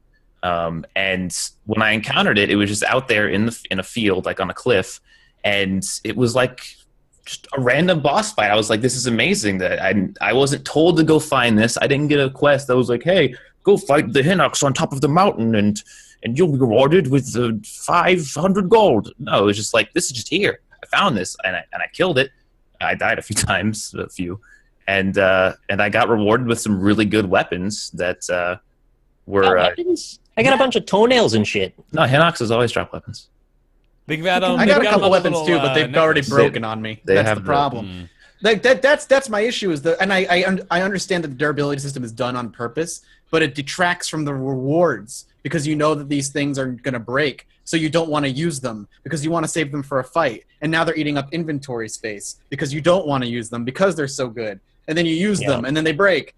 Like durability systems have been done better in other games. Fallout does durability, and what you can do is you can repair and modify those weapons and make them better. I would have loved to see something, a crafting system in some way where I could take a weapon I really liked, whether it's aesthetic, looks really cool with my armor, or it's really powerful, and now it breaks, but I can go repair it or I can improve it.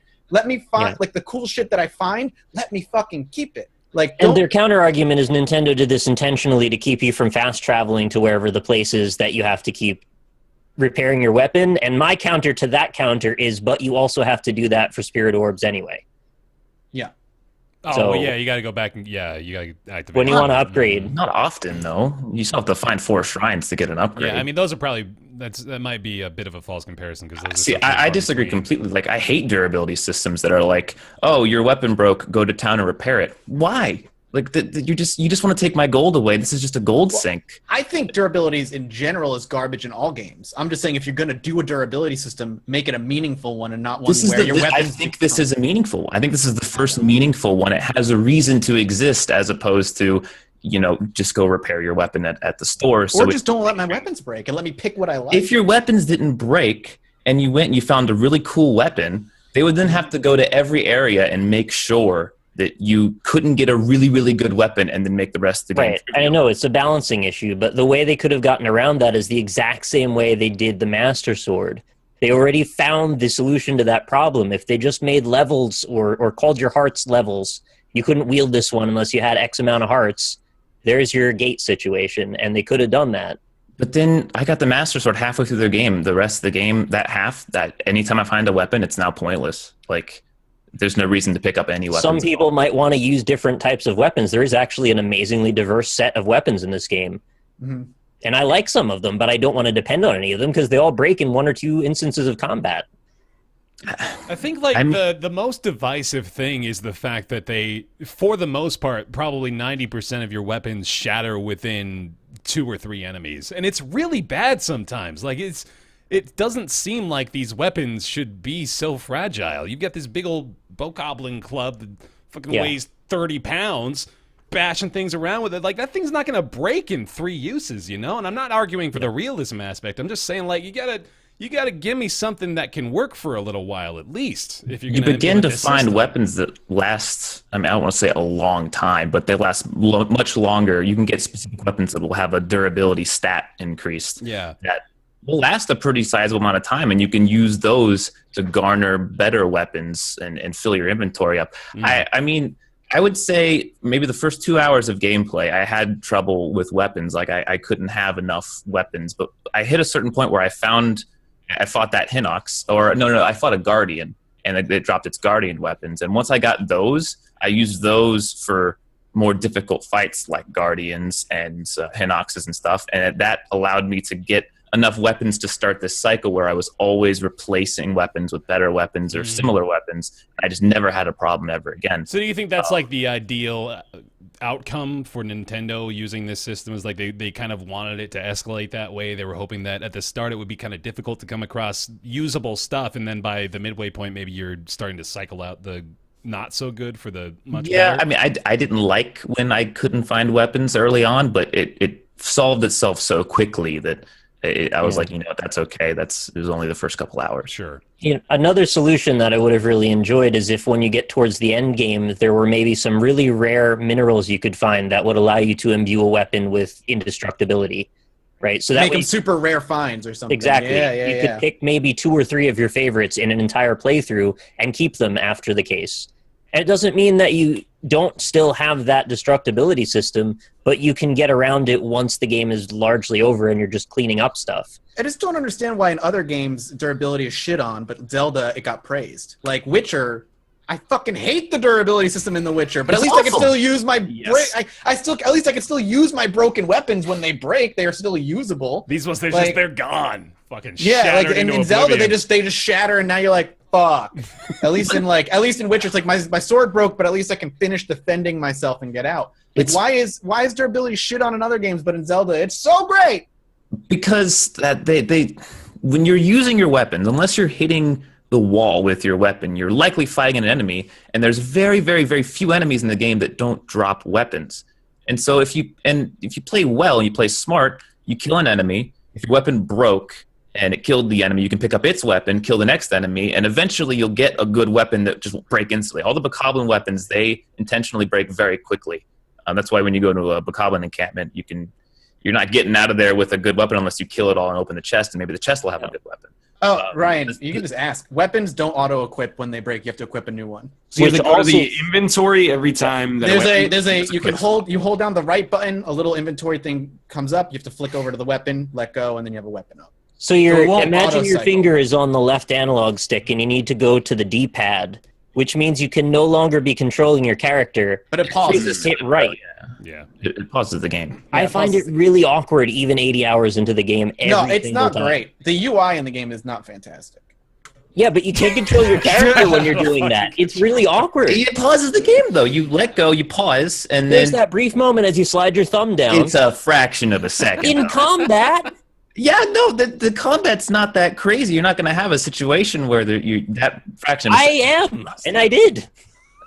I consider that unlucky. I never had a problem switching weapons. Here's the other thing about this weapon durability system, and there is an instance when it breaks a cycle, and that's when you're in shrines, because there are actually situations where to solve puzzles you have to use the stasis ability, which freezes an object in time, and then you wail on it with your weapon, which still has durability. They could have just made that excluded, but they didn't. I hate the fact that if I'm not hitting, even if I hit the ground with a weapon, it takes away from my durability on my weapon. I'm like, right, and I that's just pressed the wrong button, bro. Come on. Same story. Like if your weapon breaks when you're trying to solve a puzzle, you've then entered a situation where you no longer could potentially have a weapon that you need to solve a puzzle, and then you have to leave. Same with shooting arrows. Why does your bow need to break? That has nothing to do with it. Yeah, I hate that your bow breaks too. That's so weird.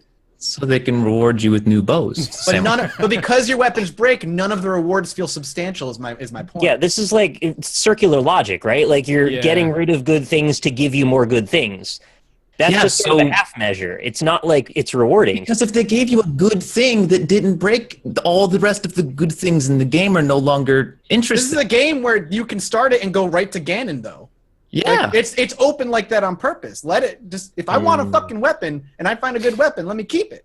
But you can't break a weapon attack with a stopped item. That is not true. I did it just the other day, hitting a ball in a freaking golf mission. It has weird puzzles in it. It's all physics based now. Yeah. Really cool.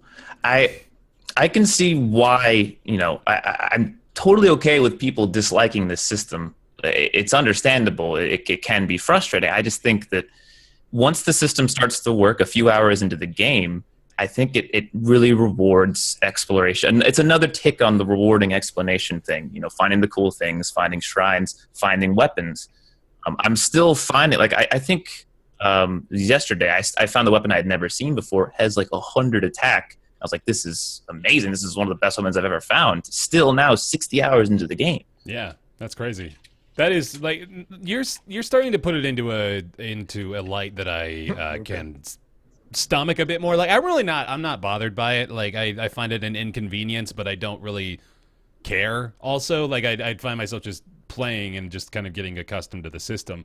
But the more you talk about it, the more I begin to think that maybe, that it kind of makes sense that there's not necessarily just like a direct progression of weapon strength, and instead there's this sort of cyclical progression, where it's lateral, really.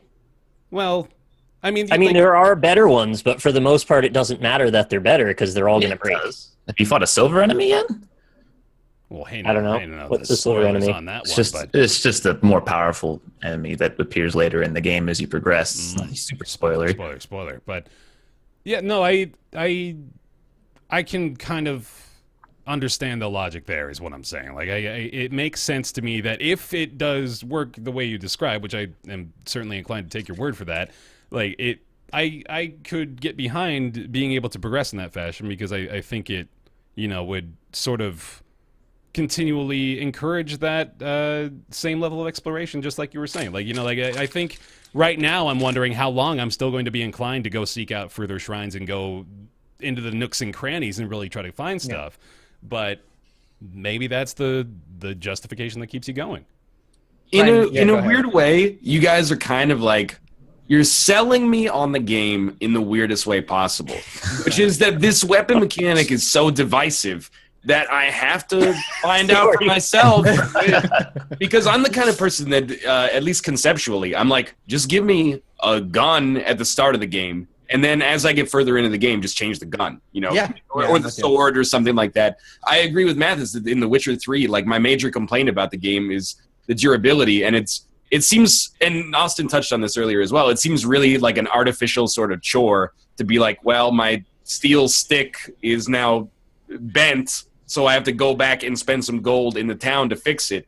Like, it doesn't actually enhance my enjoyment of the game at all, except on like a weird, like, intellectual blacksmith kind of boner level where you're like, yeah, sword in the Middle Ages would definitely warp as well under this kind of stress. This is correct. Yeah, so like, I mean, there is realism. Some satisfaction in the realism aspect, I guess, but I guess I've got it, because conceptually it sounds like I would hate this, but I think I need to know, because it really does. In a way, it's backwards rationalization, but I can't believe that the mechanic would be as bad as it sounds, because it doesn't seem like it would ever come out if that's the case. The idea that after like 10 hits, every weapon breaks, and then you have to basically pause and go back in your inventory and get another weapon out, although it is smoother than that, supposedly. I gotta try it for myself to figure out where I stand on this. I think it's safe to say it's probably the most divisive issue of the game, right? Yeah, I think if it didn't have breakable weapons, I could see this easily being a 9 out of 10 situation. Yeah, I'm with you. Like, it's honestly the breakable weapon things which diminishes, for me, again, personally, the reward of discovery, because the weapons don't mean all that much to me. Definitely hinders the reward of exploration, because I'm sick of finding opals. Yeah.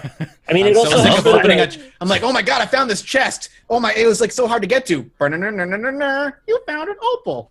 Yeah. I really don't even think that's as bad as your inventory is full, which is like 90%. Oh, God, yeah. But see, this is where I get confused. You say that your inventory is full all the time, but you're having problems with broken weapons. If your inventory No, my inventory is full of good weapons I don't want to use because I know they'll break. that's too good to use. It's psychic. It's a psychic problem for me.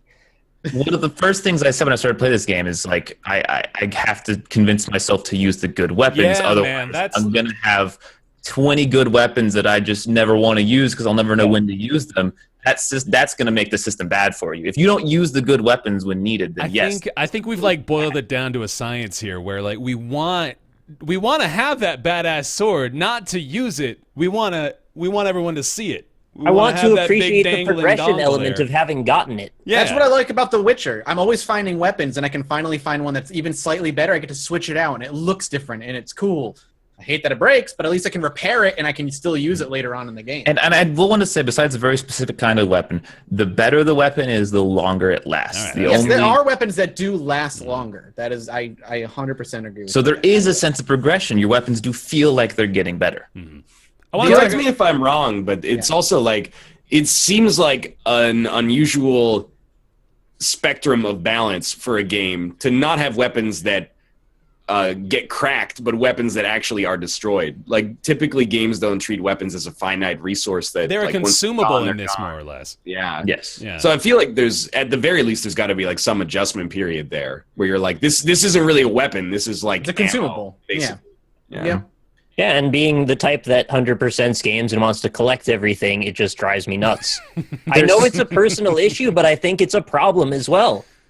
I think even on a base level, like those rare things are still out there. They're just in the form of armor. There's a bunch of. Were you the one that enjoyed the degradable weapons in Dark Cloud? Because that system was garbage too. Come on, it wasn't that And bad. weapons broke It was in Dark fine. Cloud. It was fine in fucking Dark hated that Cloud. shit. No. You're wrong, Ben. Don't you You're say wrong. that.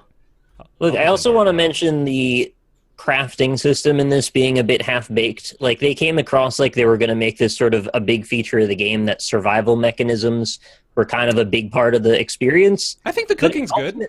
It ultimately amounts in there's cooking, Yeah. and you can only do it in certain places, and that's it. You don't Oh, like you the can make a cooking, though? fire. You can also make a fire. Yeah. Yeah, you can make a System's fire, really- but you can't like do that. I mean, he does a little. I love Link's little hum. It's so cute. Yeah. It's so I good. like Well, I'm the thinking if there's boats, why can't you craft your wood into boats? Right? Like, why didn't they put that in? I mean, Because you can like fly around it and stuff. yeah, you don't really need it.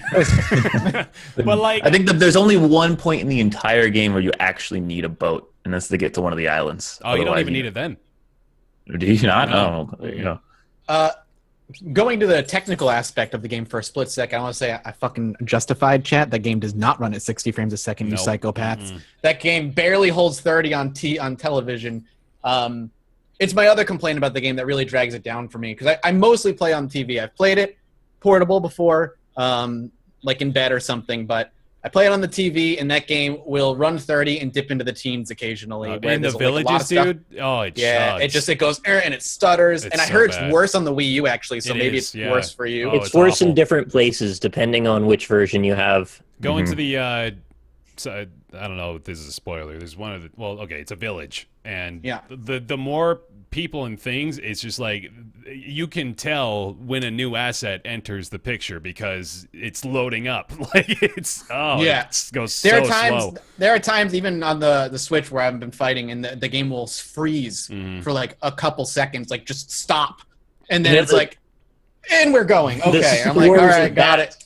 There's swarms of bats that'll chase you around, and Yep, there's, they drop I'd the say frame maybe rate. 50 of them, all physics-enabled objects, all with dynamic shadows. And if you swipe through a bunch of those with a big sword, it's going to break the game for like a good 3 seconds while it recalculates. Yeah, no, it definitely has some major technical issues, and that's just because it's you're playing. It's a tablet, like it's not a powerful console. It's apparently, I don't know how true this is. I think I read it in an article. I hear that it's not even that much more powerful than the Wii U in general. Like it is, but it's not super powerful. Also, I hear Zelda was actually ported from the Wii U to the Switch, and that can account for some of the bad frame rate. Like it's just not a great port. But yeah, it technically the game does not run fantastically. So let me put this out there for you. I'm actually still of the opinion that this may be a 10 out of 10 game, in my opinion. This is done like, it's done so much different and so much that I didn't even expect that I am just actually blown away by it. Like I don't want to undersell the freedom. It's so cool. Like the way that you can move around is completely unrestricted. And I'm serious when I say every game I play now, I'm wishing for that Breath of the Wild exploration. I think the art, while at times like Nick, I believe you said that there's some weird. It's pretty, but it's grainy because of the resolution. But that's not really the game engine's fault so much as the hardware. Right. But aside from that though, like I think the lighting is fantastic. I love I love the dynamic weather, although I hate the rain so much, and I really too much wish rain. it didn't exist. It needs to be reduced a bit. I like when the rain happens, but I agree it happens a little too often. Yeah. I agree with that. I love shield sliding down a rainy grassland. I will say that much. I would if it didn't break all my shields. Yeah, that's another thing. It's like they introduced this cool like surfing ability. You can jump on your shield and go down mountainsides, but it hurts your shield. Maybe you should look for a different shield. I'm just saying, there's a shield out there you want to look for. But it'll only take you 100+ hours to find it. Yeah. Worth. But oh god, and just coupled with that exploration, it really does reward you. Like you hear people saying this wherever you go, like around every corner there's something new, but they actually did it. Like there's so much shit going on, and while not a lot of it is the most rewarding stuff, I'm going to concede that point right away. I will say that like the fact that they've actually filled an open world game with interesting things, that's always what we talk about, and they did it on basically their first try, which is really cool. Zelda, this is their first try? Well, their first try at like building a big open world exploration game, Nintendo anyway, you know? Like, okay. Yeah, I don't like ranking games number-wise, but I'd give it an 8. I don't think I would reach as far as a 10. I think there's a lot of issues with the game. I think it's very good, but I think there's a lot of things that are still like wrong with it that detract from the experience for me. Look, I will take the punishment. I'll take chat calling me a Nintendo fanboy, even though I've been shitting on Nintendo. Nobody will care. even though I've been shitting on Nintendo for 3 years now, even though I know people have been watching the Magic podcast. This is the redemption story, man. I swear to God, this is really it. I think Skyward Sword is a terrible game. This is the best Zelda game that has been made. This is the best Zelda game, no doubt in my mind, and I can guarantee it's going to win Game of the Year for most places. It's March, but I know it's March, but I'm just telling you, there won't be another game like this for a very long time.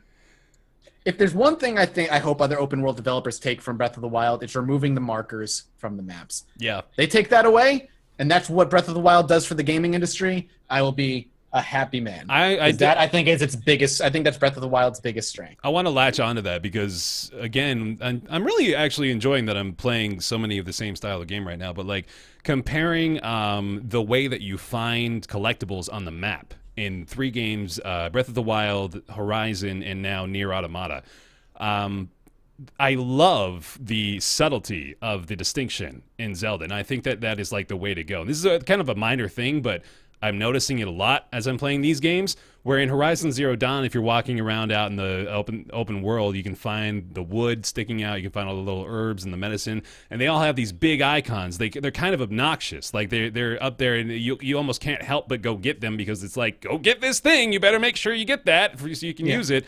But in Zelda, you can kind of just ignore things, and you know they're there because it's like the little twinkle in your eye, but it's subtle, and it doesn't take you out of the experience, but it is also enough to let you know where you need to find things. So, again, a minor thing, but I just like they had a lot of little details like that. I mean, they put a lot of love into this, just from anything from little silly idle animations to the interactions different things have with each other. There's so much cool shit showing up online of just videos of people doing awesome Zelda stuff. And people, theory crafting, talking about, oh, did you go to this place? Oh, did you know that if you fly for 2 miles out over the chasm, you can find a secret hidden underwater dungeon? Like, it's all happening again. Like the schoolyard discussions are all starting to spawn from this game, and that's a really cool experience. It's I'll repeat it. It's a game that we won't see again for a long time, I think. I hope Nintendo. I don't even think I don't think Nintendo wants to make a sequel to this game and make another game like this. That's the other I thing. don't think you can.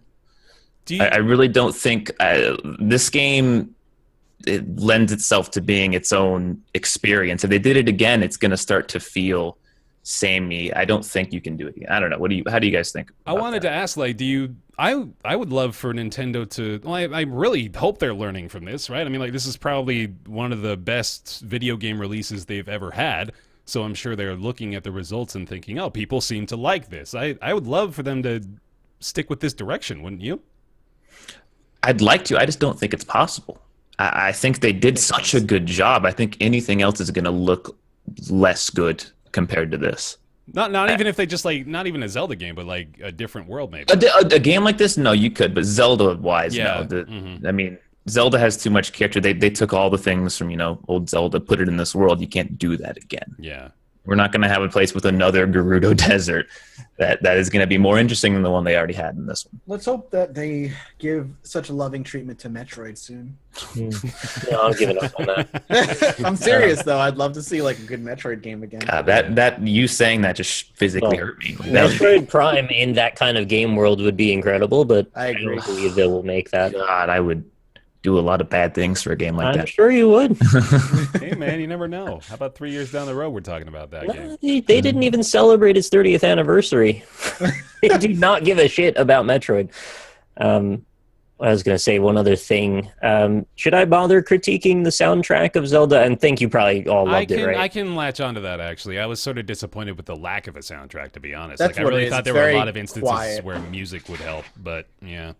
I think that was intentional. I know it was, but I didn't like it. Yeah. Just because something's intentional doesn't make it good. No, I found think it a bit the soundtrack annoying, is actually. underwhelming. There was far too much of the same loop in the same place because Yes. most of the time you spend in the overworld or in shrines, and both of those two tracks were either so minimalistic there was nothing happening, or you hear the same bunch of sounds over and over. Yes. Places that weren't those two places sounded great, Yeah. but give me more diversity in the places you're going to spend like 50 hours. I think if they didn't make it minimalistic, you'd be saying the same thing even for every area. I think every area you'd be like, this track plays over and over. I think the fact that you go everywhere so much in this game, you go back to old areas so much, that if there was a big bombastic soundtrack in the background, it would get annoying, even if it was good. Yeah. No, I'm saying they could use the minimalistic soundtrack, but it needs more diversity within it. Every area There's had its own still- theme besides the Yo, shrine. and they straight up just need a new voice actor for Zelda. She's fucking awful. Oh. She's so bad. Why don't you just learn Japanese, you little bitch? They don't have the option to put into Japanese. Yeah, you can't use Japanese even You though it's can't. on the disc, and you've got to change your system to a different region setting. They Really? could just put Yep. the option. I would have switched it to Japanese. It's fucking bad Same. voice acting, but That you is can't. weird. That's Nintendo. That's Lazy, and they don't let you remap the controls. And I really wish you could have Yeah, remapped the controls. are a little iffy. They take a little getting used to, but yeah, didn't bother me too much.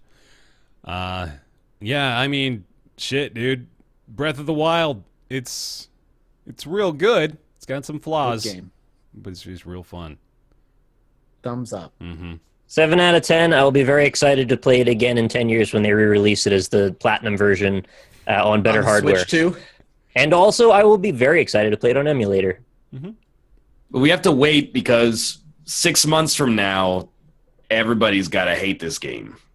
Yeah, And then when the new Zelda gets announced, they go, please make it more like Skyward Sword. Oh yeah, you're right. And It's a then Zelda cycle. when Skyward Sword comes out, it gets 10s. And then Yeah. 6 months later, everyone goes, this new Zelda's trash. Make the next one more like Breath of the See, Wild. like, what everybody's saying about this is like, forget everything you ever knew about Zelda. That's what the fucking Metacritic line says, right? But this harkens to Zelda, doesn't it? Like the very first one, where it's all about having no Old fucking school idea Zelda. what you're doing and just going out and exploring the world. And it's like it really is going back to its roots. Anyway, I agree. there we go. Breath of the Wild. We did it. We talked about it. Good job, everybody. Let's take that into everybody's favorite segment. It's time for Ask Roundtable. Ask Roundtable, the weekly segment where you send your questions over to roundtableyt@gmail.com. This week's question comes from Steven, who asks, what is the most interesting place you have traveled to or event you will never forget? Maybe not directly gaming related, but he wanted to know a little bit more about his favorite host. Thanks, Steven. That's nice. Boy. That's nice, buddy. I'll start, because I think we may have done a question like this like 2 years ago, but forgive me if I've forgotten, but maybe our answers have changed. Mine has certainly changed. I went to Iceland last year. That place is gorgeous. I'm jealous. You went to Iceland when it wasn't blizzarding. Yeah, I went to. Well, I mean, it was still pretty chilly, but we went to a tolerable Iceland. I remember specifically going to the most powerful waterfall in Europe, and that produced some blistering chills. However, totally worth it. I loved Iceland. It is gorgeous. They have these Icelandic ponies that are like horses, but they're just these little guys. And they got beautiful long hair, and they're just, oh man, you can go right up to them, and they just basically will have a conversation with you by looking for food all over your body. But oh man, I loved it. Iceland's great. What about you guys? Iceland is great. I only really done traveling because of this job, so they're all related. Oh, Ruka, what up? What's going on, dude? Cat. That was right up there. That's awesome. I think my favorite place I've been is Sweden. I think Sweden is a beautiful country. I'm actually, it's like on the brain because I'm going back in May, and I'm so excited. Nice. Old Town specifically in Sweden is gorgeous. A ton of old buildings. There was a Viking bar I went to last time where they were playing like live like Viking music and shit. Sweden is so pretty. I can't wait to go back. Hell yeah. Austin, what about you? I've been Texas? to a lot. Dallas, to San Antonio. I've been to a pretty wide variety of places. I've been to Arizona. I've been to Mexico, Florida. But the context is important. I think my favorite trip that I've ever taken was the first PAX. Not because I like Boston so much. We pretty much talked about how we don't like it very much. But that was like the first trip that I took on my own. Like everywhere else, I'd always been with my family. Family vacation. This was the first time I kind of went out on my own to a city I'd never been to. I'd never been to the north before then. And it was awesome meeting friends for the first time, and it was just a great experience. That beat any kind of like visual place that I've been to. Like, Mexico was beautiful, but getting the chance to go do something on my own for once was very, very fun. He's just sucking up to us, Chad. He's just sucking up. Come on. Sorry. I would also echo that same sentiment. I think it was a tie between going to Ireland for the first time and going to PAX 2013, which it was a pretty transformative moment in my existence because I got to meet all you guys in person. Mm-hmm. And I don't know, there was this sense like of camaraderie that I don't think I've quite experienced before, that I felt like I kind of like had real friends for the first time in my life.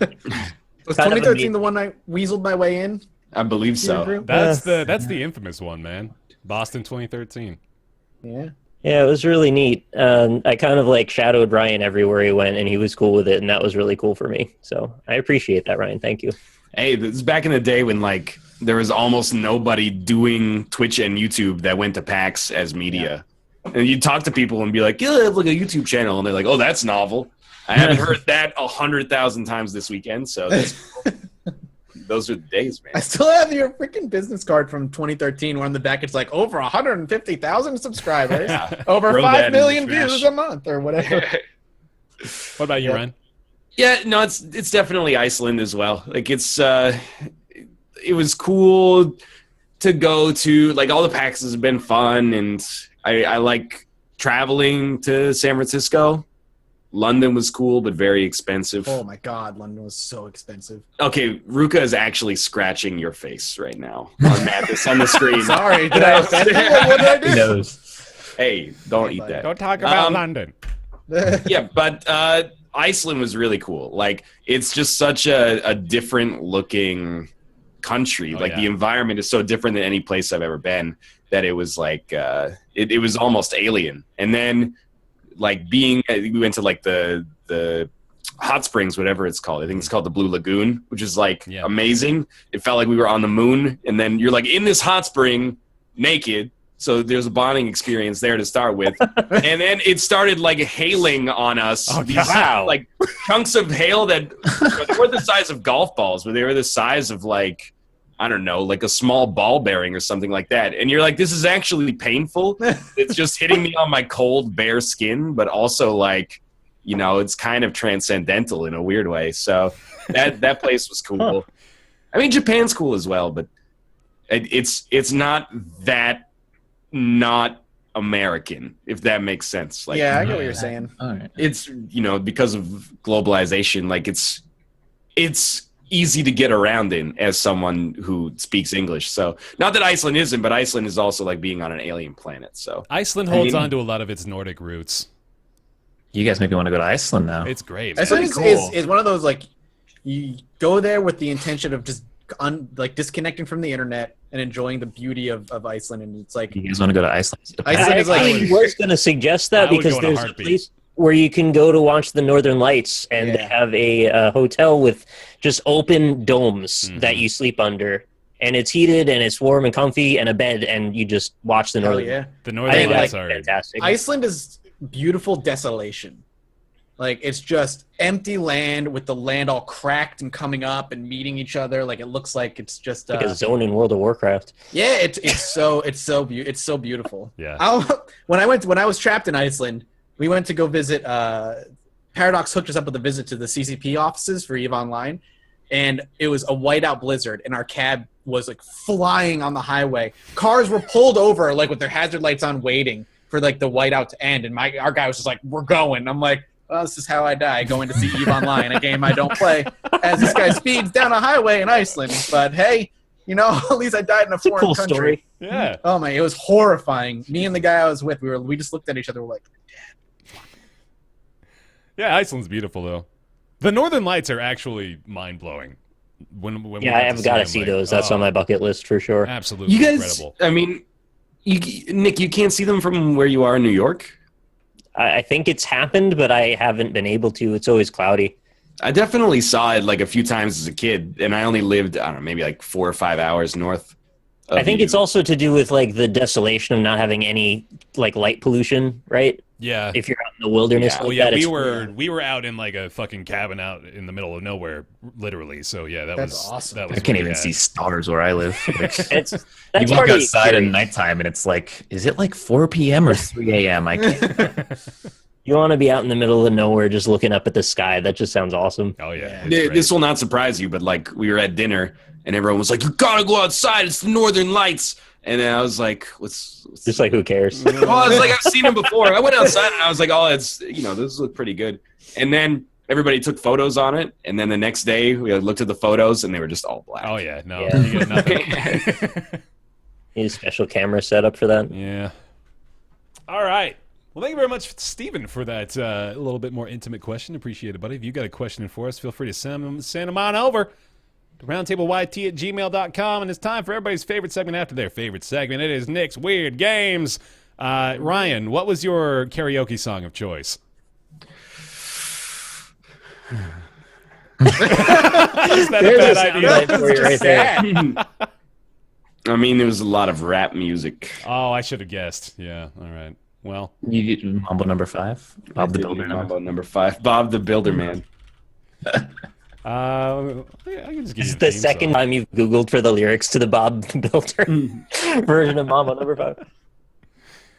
You want me to give you the wheel here? I can just throw on a theme song real quick. That's fine. too. Yeah, just throw on the I'll theme just throw song. on the theme song. I'm gonna That's all take right. my PTO today. No problem. Fair As enough. soon You're as sick. I It's can understandable. find it. There it is. what the fuck was that? That was This cat's causing problems. Oh, you probably. Oh, I got it.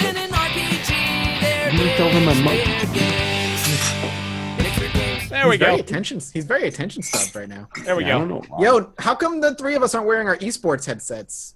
Excuse I me. gave mine to Kate. Or green, for that matter. Yeah. Kate. Oh God, yeah, I totally forgot it's St. Patrick's Day. St. Patrick's Day today. Hey, happy St. Patrick's Day! 2 I'm hours so in the show. drunk! Woo! All right, Woo. it's Nick's Weird Hey, let's Games. do it. We're ready. I actually wish I would have picked a game that somehow appreciates the contributions of the Irish people in arts and music. Well, I picked a game that has a green box anyway, so that's about as close as we're getting. We're doing a 360 game today, All right, hell yeah. but it's not exclusive to the 360. It was actually released on Windows and PS3 as well, so you kind of get an idea for the era. It's actually probably one of the most recent games that I've brought onto the show, so I have a very strong feeling Ryan's going to get this one. Let's do it. Steel Trap for a Memory, and this is right on the edge of consciousness for most people, I think. I'm just going to give you the date first. It was May 2011 was the release, developed by Splash Damage and published by Bethesda. Can you get it right from that? Is May 2011? Star Trek Ascension or whatever. For North America. It sounds like Brink. Done. Dude. Brink. Oh my God. Brink was. Oh yeah, Nailed I it. should remember Fucking that. Nailed it. Mhm. Wow. Brink. Nice. Fucking Brink. What a. I remember Brink, Wasted dude. potential. No Now kidding. the Oh, this is God. my era. The fastest Nick's Weird Games ever. I'm running out of ideas, but this one I thought was just far enough out that it might have been possible you wouldn't remember it. Start cycling through Brink- that 360 library, man. I'll start rattling off some points. Brink for you. is like up there with like Shadowrun, Yeah. that multiplayer game. I thought this was slightly better than Shadow. Brink is actually kind of fun. Like, Yeah. I had some good times with Brink, but it is just, man, like that. It went away That's fucking faster blue than it box. showed I'm up. talking about the edge, bro. Oh, I remember Brink, dude. That's nuts. That was Yeah, the so it's a- parkour FPS. Team-based parkour arena Yeah. shooter. With sort of like a TF2 vibe That too. flopped in like a week. Yep. Yeah, it didn't really go. They tried to keep it anywhere. around on Steam for a while, and it didn't do well. I thought it was all right though. There's a lot of weird like FPSs from that era that never really took off, like Shadowrun, and then the Syndicate reboot. Like Yeah. they're all in the same camp of Oh like God, Syndicate. I remember Gritty, that. futuristic sci-fi shooters that weren't yeah. good. You want to know what their movement system for this game? It was called SMART, which is an acronym. You want to take a guess at what the acronym was for? Yeah, let me get this. Seamless. No, Solo. no, Super. no. Sandwiched. Sexy. Seldom. Smooth. Smooth. Okay, what was it? Mobile. Smart.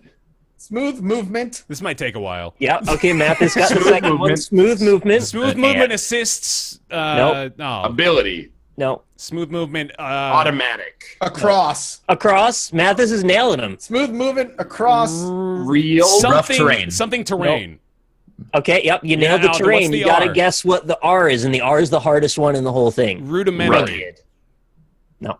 Radical. No. Righteous. It's a word you wouldn't expect. It's random. Racist. Random Smooth terrain? movement across Oh, random random. terrain. Okay. All I right. thought you meant the word was random. It's like the This doesn't rutabaga. seem right to me that it would be random terrain. Yeah. No, that's weird. They just wanted the acronym. Yeah. Dope. It's weird games. So the real challenge was guessing the acronym more than this. All right. Shit, fam. Good shit. 100. Hey, everybody, thanks for watching this episode of Roundtable Live. We appreciate you. Thank you very much. Before I forget this time, I want to make sure I thank our Patreon supporters. Thank you very much for the continued support over on patreon.com/roundtable. That includes Julian Avelsgaard, Jonathan Graham, Scotty119, Penn Gillette, Christopher Flagg, Joseph Boss, Oren Saltzman, Michael Bush Larson, Colby Klein, TJ Majesty, Greenlight. Oh, TJ, by the way, uploaded a compilation of all the Nick's Weird Games theme songs from episode 1 to episode 25. So kudos for that one, buddy. Appreciate it.